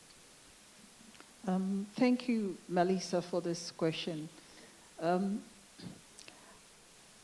you look at the mining and energy sector, I think that women can participate anywhere that they choose to participate. And when we speak about energy, we realize that, we can be users and then as well as contribute to the production of energy. But I can give you a few examples in mining because that's where I have worked for the past 30 years. So technology in itself, as you know, female participation in mining generally, especially in the professional space, globally is about 17%. In Ghana, I think we are doing about 10% to 11%. But technology now has really enabled women to participate in the mining, in a lot of mining jobs. For example, I'll give you an example from South Africa in a mine called Impala, where drilling, especially drilling underground, is something that usually only men do. When the drill is cumbersome and it's a bit difficult for a lot of women to maneuver, but they use technology to reduce how heavy this particular drill is, and they made it also smaller and more ergonomically adaptable to a female body. And so for the very first time, we have women actually doing drill and blast underground just because of technology. Also, safety. AI is being used in a lot of safety applications, and so it gives a lot of females, the comfort. I have a lady who works in exploration, and, from Ghana, they have to fly to Mali, Niger, and then they have this app that they use, which they have to check in several times in the day, and if they don't check in, it triggers a third party to, to take action. And they are able to put in like a parent or a relative or someone. And this gives a lot of the females, a kind of comfort, especially when they are moving beyond their jurisdiction. Also, when you go to a lot of the large-scale mines in Ghana now, whether gold, manganese, or whatever is being mined, you would find that now we have a lot of female haul truck drivers. This has become, has become possible. One, we're now using technology to train them. So we have a lot of stimulators.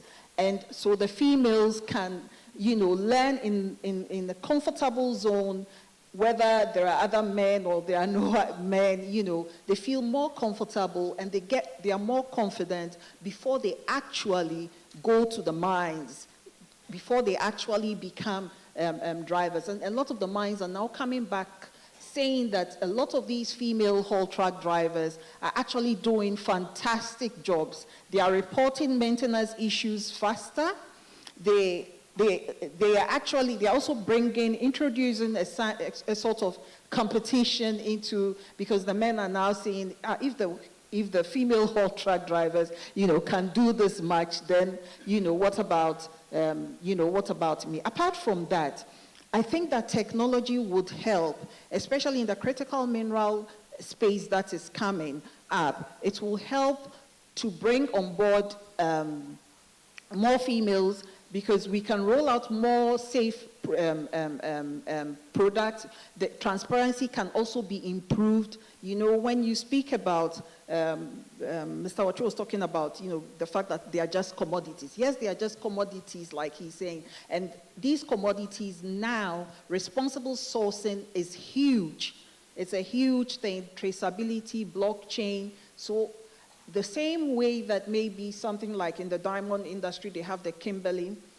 I know that people like ASEP and Solidaridad and some other CSOs also have come up with software and other technology to be able to track, the final product. Because now it's not just about producing. Are you producing without using child labor? Are you producing without using mercury? And all of this opens up more opportunity for females who do not want to participate directly in what they might see as more macho aspects of the mining sector, to find other roles to participate. So there's a lot going on now, and I think there's a lot of opportunities for a lot of young females to come on board. Thank you so much for your submission. I'm thinking about the impact that AI will have on the people that we employ to work in these settings as well, because if you're saying the AI models have the capacity to consolidate all of this information that might have required 10 experts once upon a time, it can now be processed within minutes with the proper question in the prompt. So we need to also think in terms of other ways in which we can build capacity in the individuals that will support, so that we don't find a whole nother class of people that are locked out of employment because of AI. It's just something for us to think as we build things going forward. Mr. Boache, pleased to meet you. I haven't met you before. Thank you so much.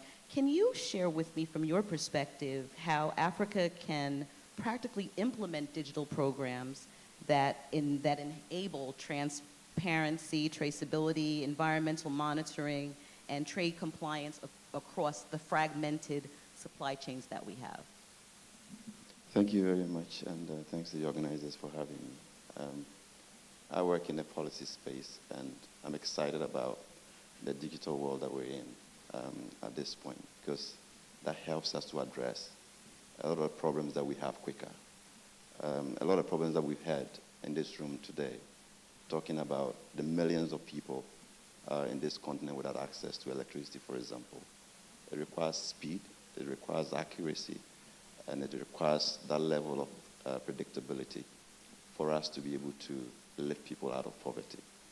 And if we have tools that helps us to get closer to perfection, we will be able to get it right and be able to take people out of poverty. So I see digital innovation and interventions very critical for us to be able to, for example, if you want to deploy energy to a rural community, and we have enough data on how many people live there, we can use satellite imagery to be able to scan the environment to see what solution, whether solar or wind, will be ideal for that community. That helps policymaking to be quicker and faster into reaching out to them.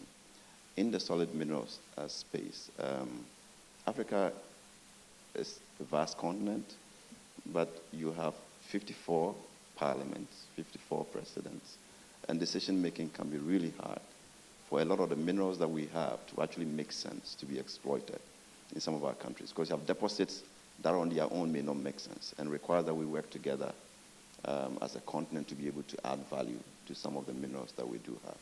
And this is a space where technology can be very effective in supporting decision-making. For example, to say if we're working together on processing a lithium that has deposits in Ghana and Mali, for example, where do we put the processing plant? The economics can be easily analyzed by using predictive tools to help decision makers to know that it's not just muzzle play, but we have sound judgment on where the processing plant should be. What kind of infrastructure do we need? And where do we start from? We can use these models to be able to predict where we do that, to build the value chains and be quicker at taking the decisions that ought to be taken for us to be able to do that. We would be able to also now begin to appreciate the level of investment that we need to deploy quicker, and also open up the data to the investors quite easily for them to now know where the deposits are, where the investment climate is tilting towards. How do we invest and move quicker into territories? With that available data and ability to analyze them, we will be able to guide policy much more effectively. Today, it's easier for a minister to now not just think without knowing what he's doing, but to get on the internet, get some tools to aid what he's thinking, and be able to test all the advice that he's getting from the experts and the wider community, and be able to make some sound judgment. So it helps everybody to rally and be able to take quick decisions that impact the lives of our people. I'm hoping that we'll be able to use that much more effectively to achieve the kind of speed, efficiency, and accuracy that is required to impact the life. Because all these things we're talking about is how do we quickly alleviate poverty and improve the lives of our people.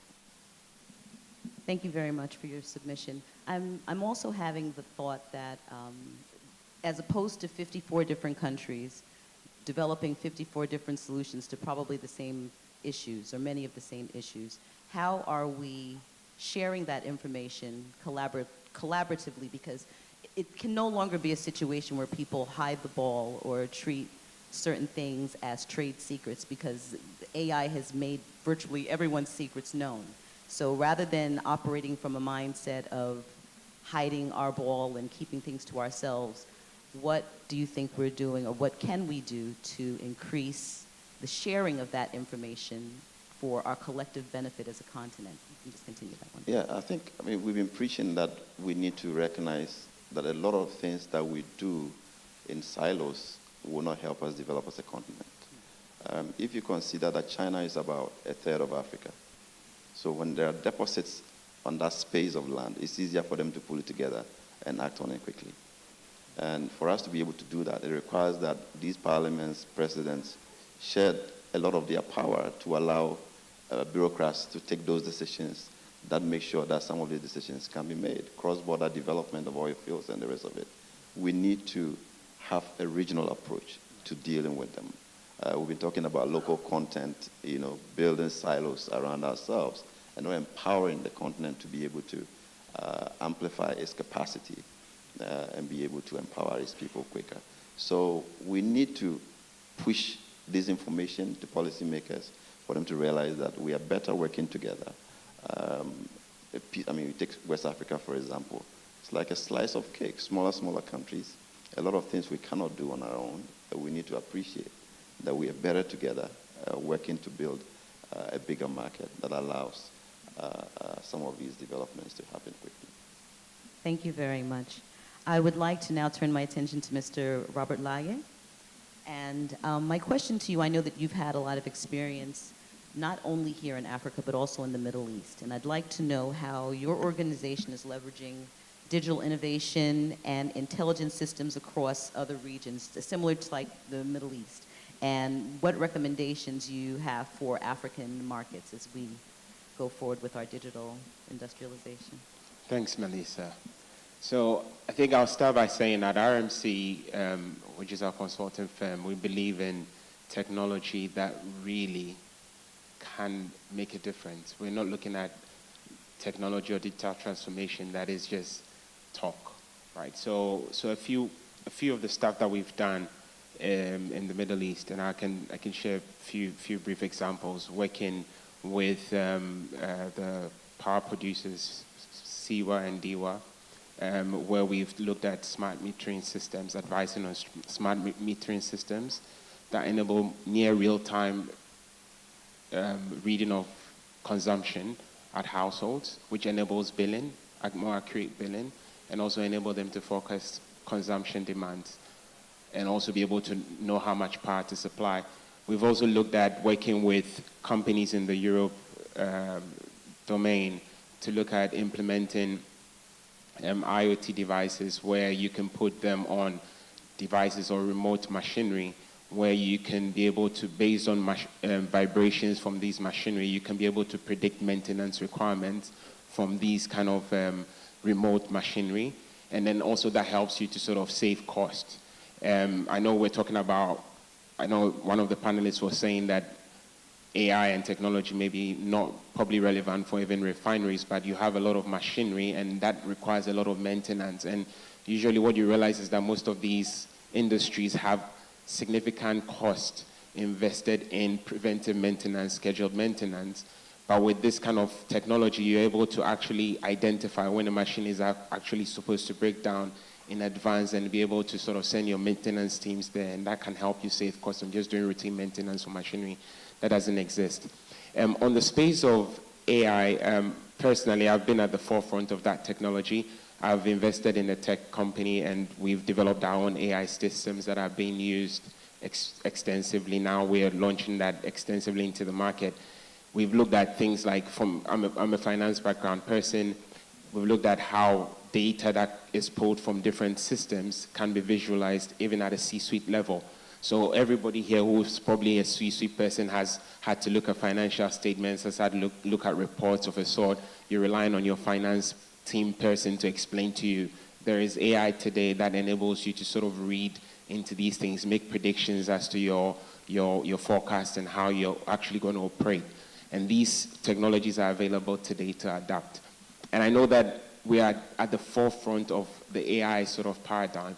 And I know I was in a conference about two weeks ago speaking about digital transformation and AI. And some people came to me and said, what is going to happen in the next 2 years with regards to AI? I told them, I can't even tell you what will happen in the next 6 months because the rapid and fast advancement of AI is threatening. More to say. And I think everyone here, I know today we're talking about hardcore refinery, minerals, mining stuff, but I think in the next year or two, the conversation of technology and AI will be quickly moving on the top of the agenda for everybody. Things like, we talked about minerals and traceability being a critical thing for Africa. I've been discussing a lot with people in the Middle East around gold and other critical minerals that are imported into Dubai and the like. And most of the conversations around, oh, well, we're getting them at heavy discounts. And the reason why these discounts are being offered is because of the issue of traceability. And because there's no sort of accountability touch point or to be able to trace this gold or these minerals to the right sources to be able to ensure they are ethically sourced, then what happens is that people are willing to give a discount just to push them across the line. It comes into Dubai, gets whitewashed or get refined, and then the value goes up. So the whole point of technology at the forefront of all of these conversations are important. I think that the AI conversation is just beginning, and I know that Africa has the advantage to sort of adapt early and also to look at how we can critically, regionally cooperate around this agenda. I don't think it's a national agenda. I don't think it's something that one country should champion. I think there should be a holistic agenda at an African level to look at how technology can be adopted regionally. When we talk about satellite imagery, it doesn't make sense for Ghana or Nigeria to just have satellites looking at Nigeria alone to be able to predict what is happening in terms of environmental degradation or identifying mining ores. This can be something that can be regionally cooperated with to sort of invest, because there's a huge upfront investment in these satellite technologies and the like.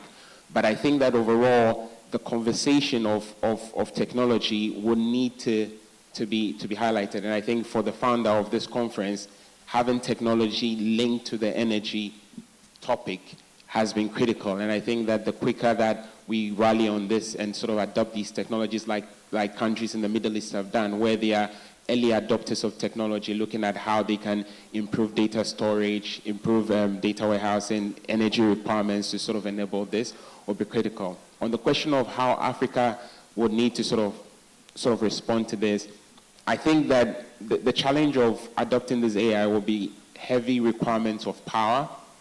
And I know we're talking about electrification for basic needs, right? And you're talking now about how are we going to sort of transition from getting power from our fossil fuels to sort of get power to sort of power these AI models to be able to give us the value that we need. So it's a bit of a chicken and egg situation here, and a bit of a dilemma that we find ourselves in. But I think that we can parallelly sort of look at adopting these sort of technologies as they come in, and regionally cooperating around these will definitely be a very important thing to ensure that we actually implement technology that works for Africa. The final thing is that when you talk about technology importation, I believe that Africa should look at not just importing this technology, but adapting this technology to our needs. Because obviously just importing something from the US doesn't mean that it will work here. But I think that if we can put capacity or push capacity at the lower age. For example, in the Middle East, just a few weeks ago or a few months ago in UAE, they announced curriculum for kindergarten in AI all the way through to high school. So this is how countries with that kind of foresight are adapting for the future and trying to make sure that by the time we get there, it's not just a 14-year-old talking about this, but even a 5-year-old can have a conversation about this, because that's the future. And for us to remain relevant in that global market space, we need to look at early adoption and also sort of put in the right policies to ensure that we're really reflecting this. Thank you so much. I know that you had a lot to contribute to this conversation, so I'm very happy for you to have your submission on this topic. Mr. Dennis Jair, you're with the National Resource Governance Institute. Can you share with me how the emerging technologies like AI and the Internet of Things are showing themselves in your line of work, please? So thanks very much, Melissa. The policy space, as Ben mentioned, is also benefiting a lot from AI and the innovation that is happening. For us as an international policy sort of institute, we like to compare across countries to drive different data sources from different countries regarding how companies in the extractive sector are undertaking their activities, the sort of payments they are making to governments, for instance, how green or sustainable their operations are, issues of human rights and the justice of the transition, and generally how to ensure that companies are properly diversified. And I mean, in recent times, one of the pieces of work that we've done, for instance, in the petroleum sector was to sort of compare about 21 national oil companies and how they are responding to the transition, including how they are diversifying their operations away from sort of fossil fuels and adopting technology, including renewable energy technologies to enhance their operations. And if you watch around the African, when we mapped the African NOCs, we could see that a lot of us were lagging behind, not wanting to move, wanting to remain where we are. When companies like the Denmark National Oil Company has completely transformed, and that doesn't mean that they've stopped producing oil in Denmark, but really that companies are evolving to their real needs. And we published a paper recently from Dong to Ørsted, and that is how the company has evolved. And so many of us have made very good points, particularly around early adoption.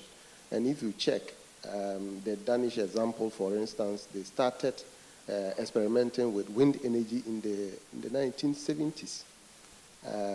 And now we are discussing some of those options today.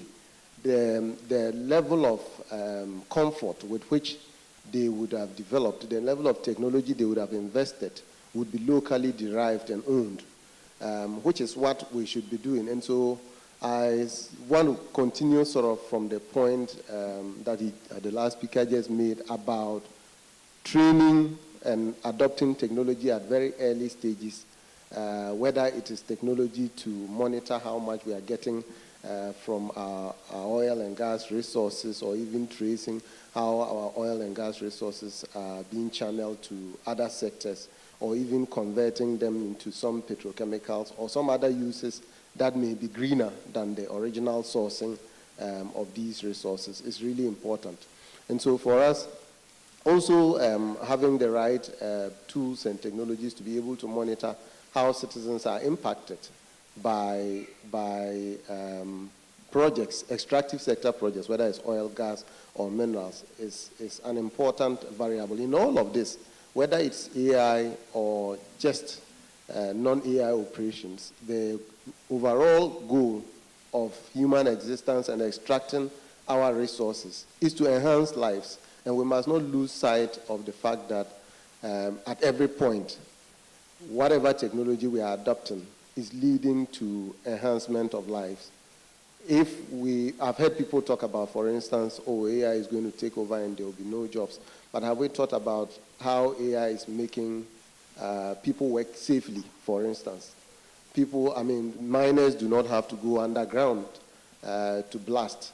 They just probably set up the system and then evacuate and then set a time to it. And at 5:30, the blasting is done without anybody inhaling any harmful substances. And so whilst we are thinking about AI making life easier for us, we must also be concerned about the human element of it, how it is impacting us very positively, and also think about the possibility of us being the generators of the AI rather than the consumers.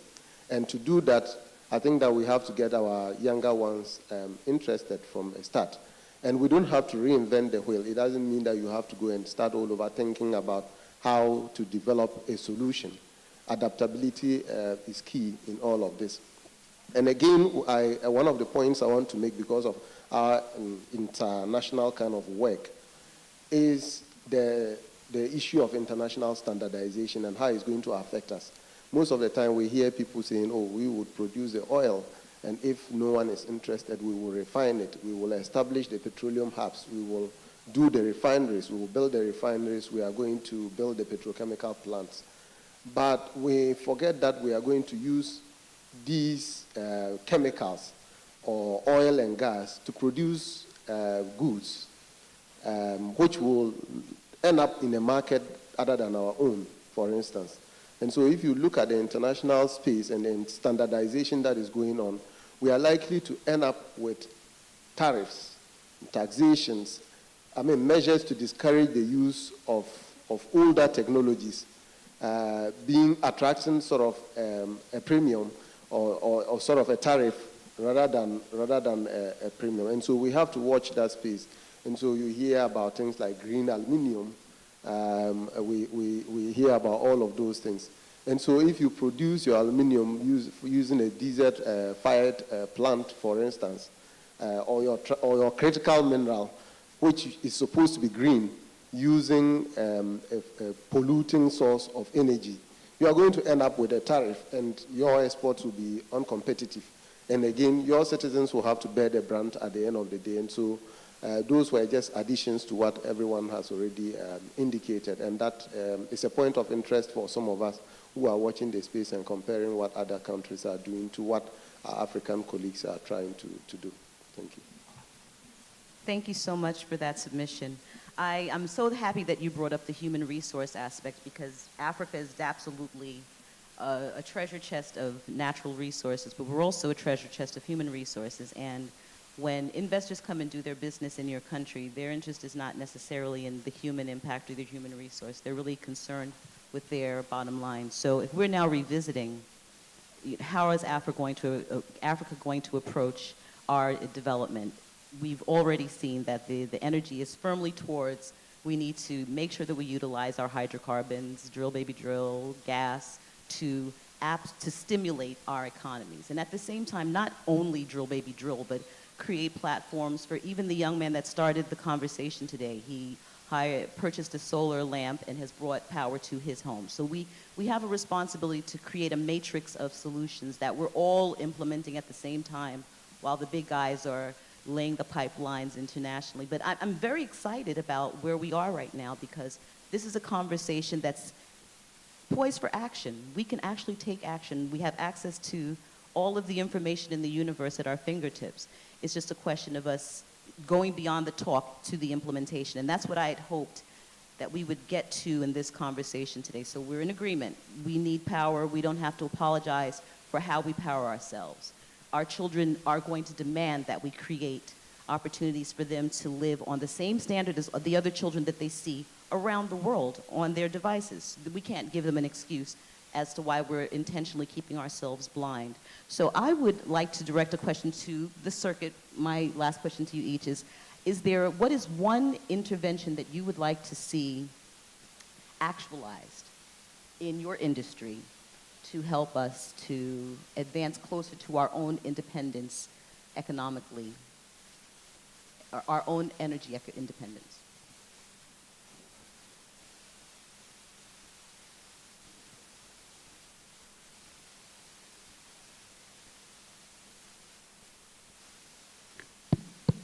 Okay, thank you once again. You know, when this conversation about Africa comes up most times, I most times have a different view because of where we are. As Africans, you know, we sit in this hall, I don't know how much of us have really traveled around Africa.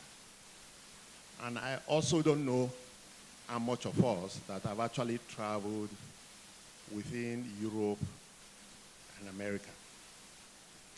The difference between Africa and some of these countries that we're talking about is so wide. The last time I was in Ghana, I had to travel from here, from Accra to Tema. We don't even have motorable roads.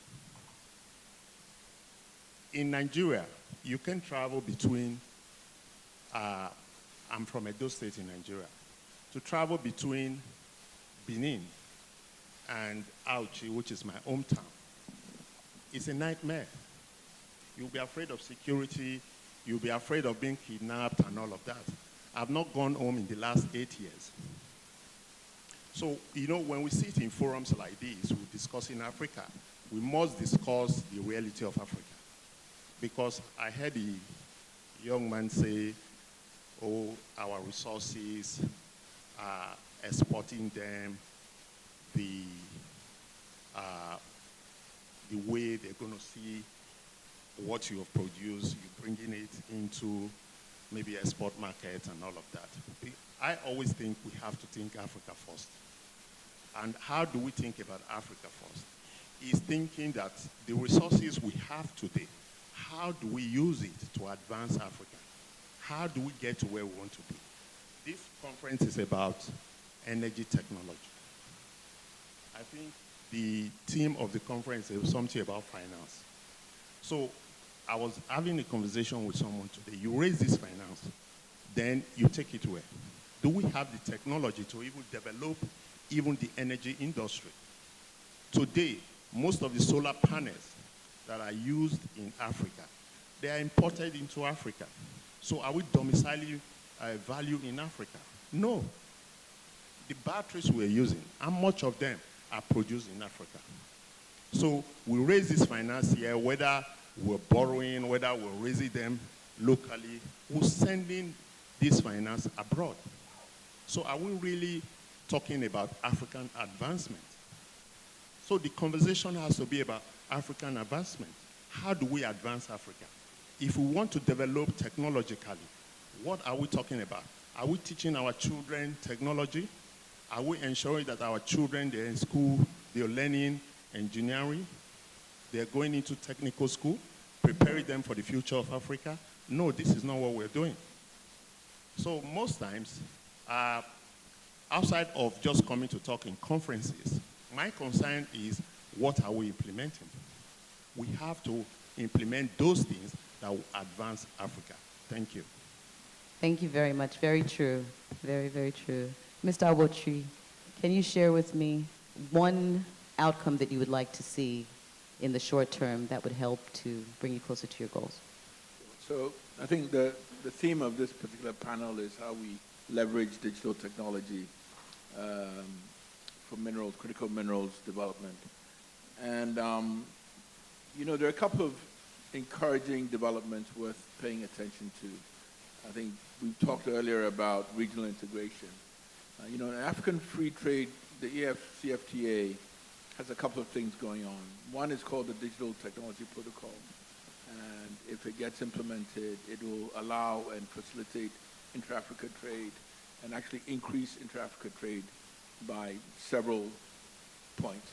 It's something worth paying attention to, supporting, understanding it, because individual companies will be able to use it across countries.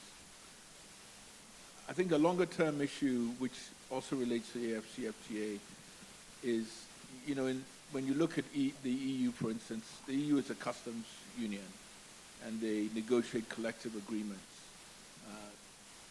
AFCFTA is not. And so what we find, and one of the sort of conversations we have about how do we create value add for our minerals, is that to date, we've not really done that. We export the minerals in their primary shape, and that's it. And with critical minerals, the conversation is a lot more about how do we create value add, how do we add processing, etc. And there are a number of factors to that, because a lot of these agreements are opaque and you don't really see into them. But if AFCFTA matured into a customs union, they could negotiate collective agreements with the rest of the world, and they could help member countries negotiate those agreements. And I think that's also something we should look at very carefully as a continent in terms of improving our terms of trade in this space. In terms of AFCFTA, so you're saying that, I hear often conversations about non-tariff barriers. Is that what you're describing when you say the customs? What AFCFTA can do is negotiate as a bloc. Okay. As a bloc. Amongst themselves. Well, outside of those member countries. Okay. So if we have 54 member countries, we don't. Collectively. If we did, right. we could. And that's a way to take advantage of what's going on in China, the U.S., everywhere else. What are those agreements, just like the U.S. is negotiating tariffs with whoever, we could do the same. The point really is individual countries negotiate often not from a position of strength. They're small. You can name 50 different reasons why they don't. But this is a way where we share information, we think through what those terms of trade are, we think in terms of how we pool our resources. Someone talked about, you know, whether I have a lithium deposit in Mali or Ghana. AI can enable that, but institutionally and from a framework point of view, how do we take advantage of that? I talked about Cobalt, for instance, this company in the DRC. I know NRGI did a study on the lithium project in Ghana. You know, we're very excited that Ghana is going to produce lithium. It's actually quite a small concession in the scheme of things. we're going to produce, what, I think 37 million tons at a reasonable grade. The property that Cobalt is looking at in DRC is going to produce 700 million tons, 20 times that at a comparable, if better grade. When you look at that scale, you can think of what economies of scale you can generate. You can think of factories and processing in a way that you can't do in Ghana because it's too small. AI might allow us to think of economies of scale in the region. But the point I'm making is that, first of all, the DTP would allow much more sharing of information. Second of all, when you think about AFCFTA as a customs union, as opposed to just a collection of 50 member countries, we can collectively think of how we can improve our terms of trade as a continent. And I do think regional integration is a key to our success.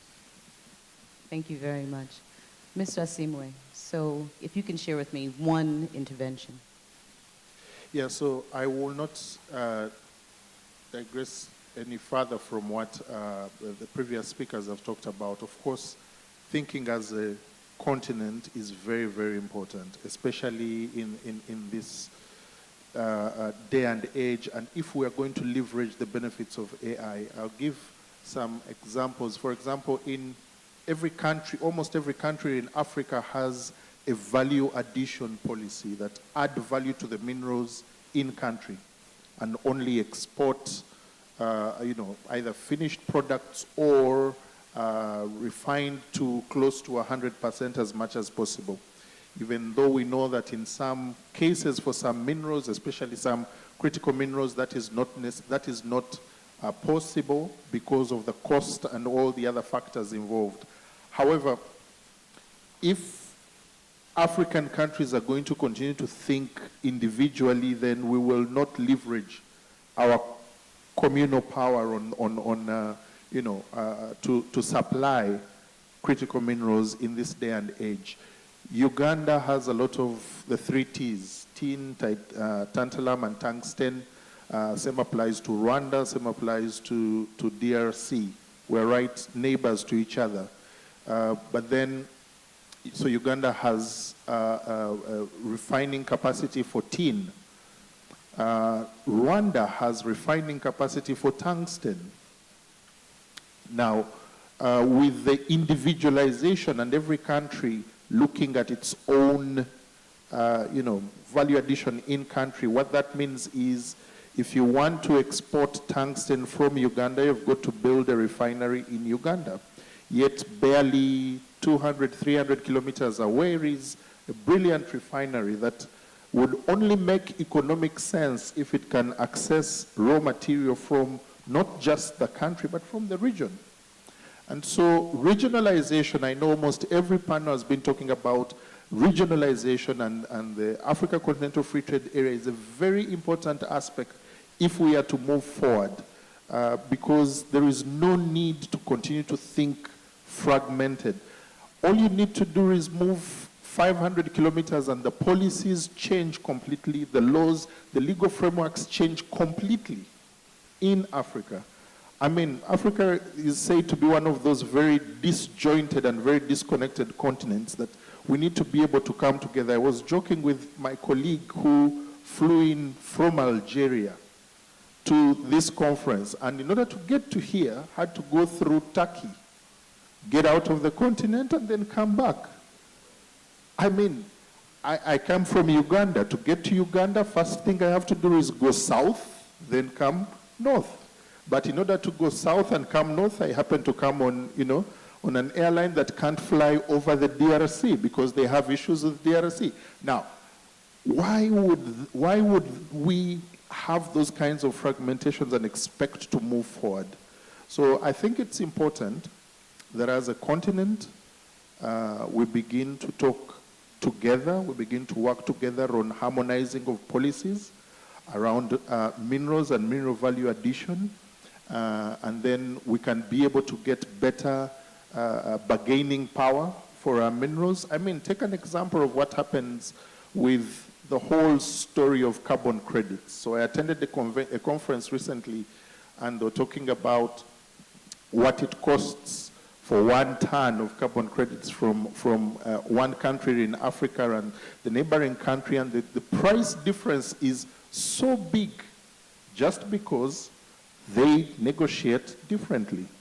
How about negotiating together? How about working together? So I believe that one of the key things that needs to happen for us as to move forward is to work together on policy, to work together on mineral value addition as a continent, to work together on being able to have infrastructure and transport systems that make sense, so that at the end of the day, we can reap value from our minerals through this just energy transition. Thank you. Thank you again. So as I listen to all of the submissions today, I'm reaching an understanding, like, I think we're all moving in the same mindset that we are powerless as individual countries, at least regionally, but ideally continentally. We need to be working as a unified force to make our requests to the world or trade with the world on our own terms. I know that this is a difficult thing to propose, but how difficult would it be for us, just the way that they sat in the Berlin conference for 90 days or whatever it was and carved up Africa and made these imaginary lines that hold us prisoner to this day?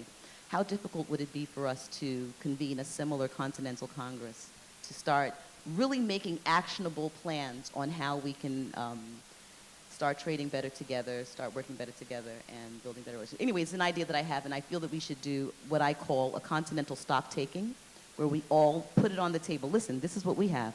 This is what we have. This is what we have. What do you need? What do we need? How do we trade it amongst ourselves? And after we've made those relationships secure, then we look at our relationships off the continent. But when your mindset is aimed at meeting someone else's criteria before you think about your own national needs, you will always be the loser. Madame Innocencia, from Sonangol, in the oil and gas industry, what is it that you would like to see as a project manager? What would make your life easier in terms of implementing your work for Sonangol? Melissa, I believe most of the things were already said, and I believe infrastructure, it's key. Similar with the example that was just said here, yes, in order to be to Ghana, we also have to go outside of the continent to come back to here. But in the vision of Sonangol, and also looking into what was said here during this first day, energy is key. And for Sonangol now is to make sure that the people, we are talking about the people in Angola still, before we go to the rest of the continent, we're looking inside. A lot of population don't have access to energy.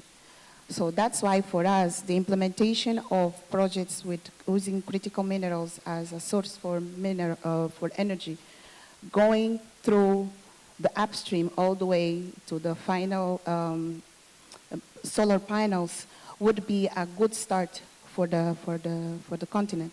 So our main focus right now is in terms of solar energy is to have all the value chain done in country, not just to have the courts and then have the initial beneficiation and send it throughout. No, we are trying to create the full value chain within country, bringing the technology to train our people inside the country and allow the communities to benefit from it. So I believe that this is what I would like to see Sonangol have implemented in the next few years. Thank you very much. Madam Georgette, I'm coming back to you. And your position as serving the mines, what one intervention would you like to see implemented?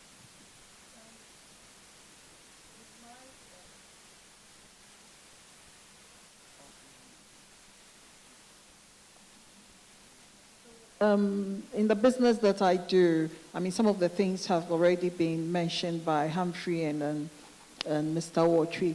Harmonization of tariffs, because sometimes we need to move. Sometimes I have clients all over Mali, Niger, and every time we cross a country, it becomes very difficult. And the uncertainties that is, related to trying to move mining inputs and, supplies, just even in the West Africa region. I'm not even going to East Africa.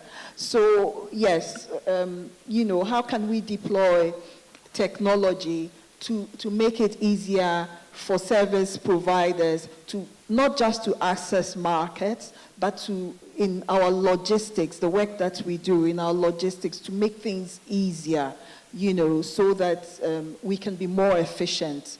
That would be very good. And another thing that I think we should also remember, as we speak about critical minerals, we have to remember that it is an opportunity for us to change the narrative and our story, especially in Ghana, with gold. Let's unpack the full value chain and make sure that communities are going to benefit, they will benefit more than what we have traditionally done. So that's what I think I would like to speak about. Yeah. Thank you very much. Mr. Boache? Yeah, thank you very much. As a policy person, I want to probably find something else to do with my life in the shortest possible time. And I'm excited that AI is going to make it possible. Because very soon we're going to have more policy analysts who in real time will be testing policy and advising government and making judgment out of it. And I just got excited about the exchanges that was happening here between Tony and Dennis on what the future of Africa will look like, what technology will work for us, what is the paradigm shift that is required. People are going to be analyzing what we say in real time in the years to come. Because some of these statements, we've said them for decades, and we've not been able to do it for ourselves. To even imagine that we have giants of oil producers producing for decades, and there are many of their people who will not see electricity before they die. All right? They are still schooling under trees, and they don't have the basic opportunities in life. And now the choice is theirs to determine whether they want to remain in that state or choose a solution that is available for them. So they're going to be analyzing us in real time and take decisions out of it. And I think we need to embrace that reality so that everything we say, we are testing them. We're using the models that are available to test them. If you look at the panels that are shipped into our continent today in real time, it's significant. And we ask the question, where are we playing in the economics of things?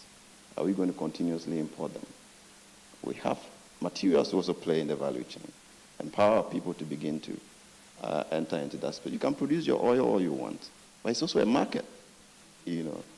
As a market, the batteries are being produced, the panels are being produced, cables, copper is being sent from Zambia to China, mid cables and shipped back to us. Bauxite is shipped and brought back as cable to us in Ghana. So those are things that we're going to be analyzing real time, and we need to brace ourselves for it. And people are going to take the decisions. If the grid is more expensive per kilowatt hour than what somebody can put on his roof in real time, they're going to shift. It doesn't matter what government policy is. All right? And we need to begin to embrace the economics of things and how people are going to take decisions by modeling using the available tools. And I'm excited. And we need to really move in that direction. I've noticed the advancement of electric vehicles. I think Ghana is one of the leading countries in terms of the use of electric vehicles, and I anticipate that there will be a huge spike in conversions to batteries and e-bikes and that sort of thing in the short term. And I think that's a huge opportunity for even these young men that are here looking at business opportunities in the future to participate in I don't say it's a green transition. I think it's the implementation of these green solutions into our existing matrix. Mr. Laria, would you like to share one intervention? Yeah, I think one of the things which I've always held is that the failure of any sort of transformation initiative is not necessarily the technology. It's always the leadership around that implementation.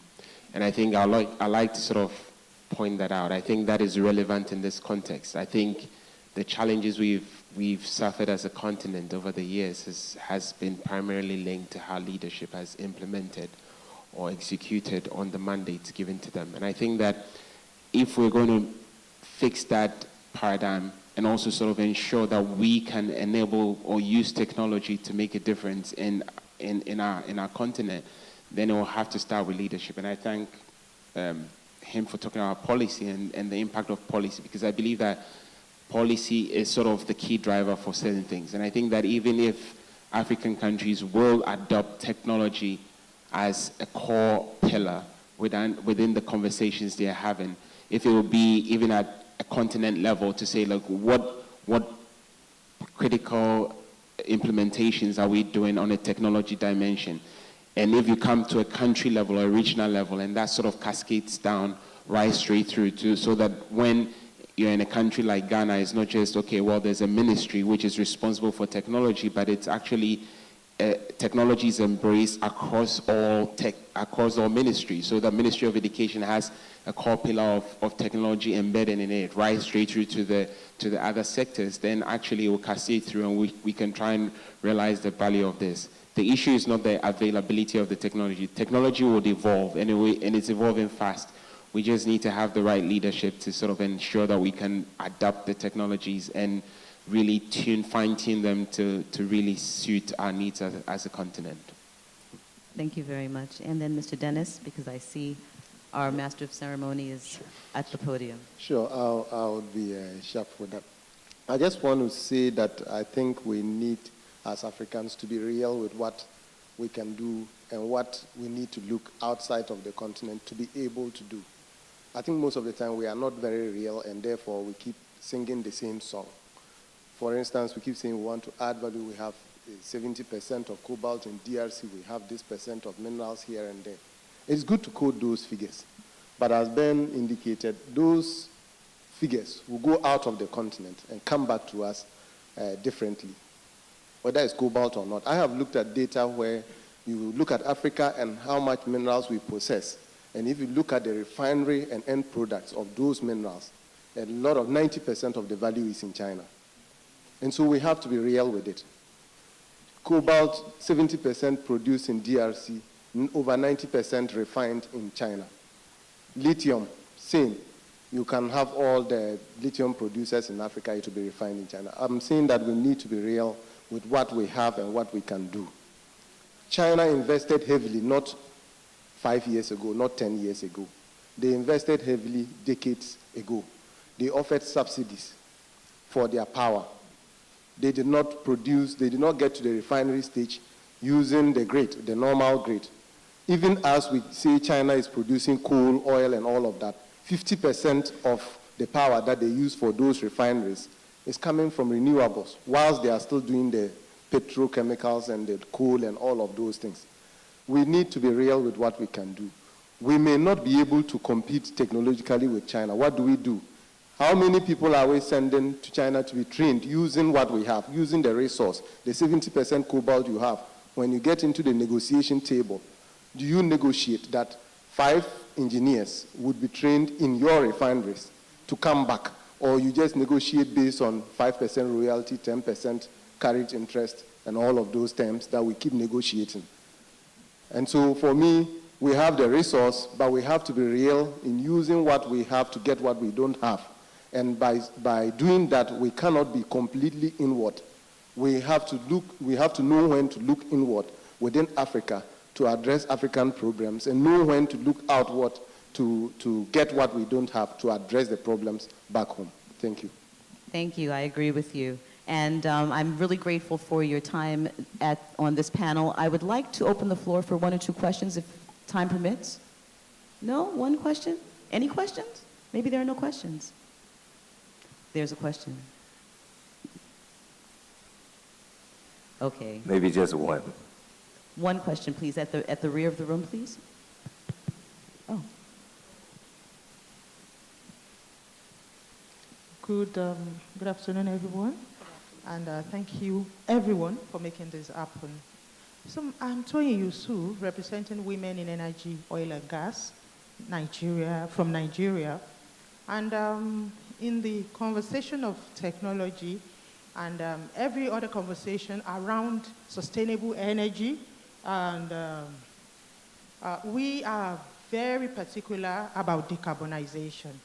So the Women in Energy, Oil and Gas have a decarbonization initiative, and part of the initiative is research and development, and also the declaration of the World Decarbonization Day last year, September 3, and we hope, and we will celebrate this World Decarbonization Day globally and annually. And I'm using this opportunity to invite you all, let's do it together this year and moving forward. So on research and development, we believe that we cannot progress without our local content. And if technology must come in place, we must be willing, ready, and happy to invest in research and development so we can have our own technology from our own people, for our own continent.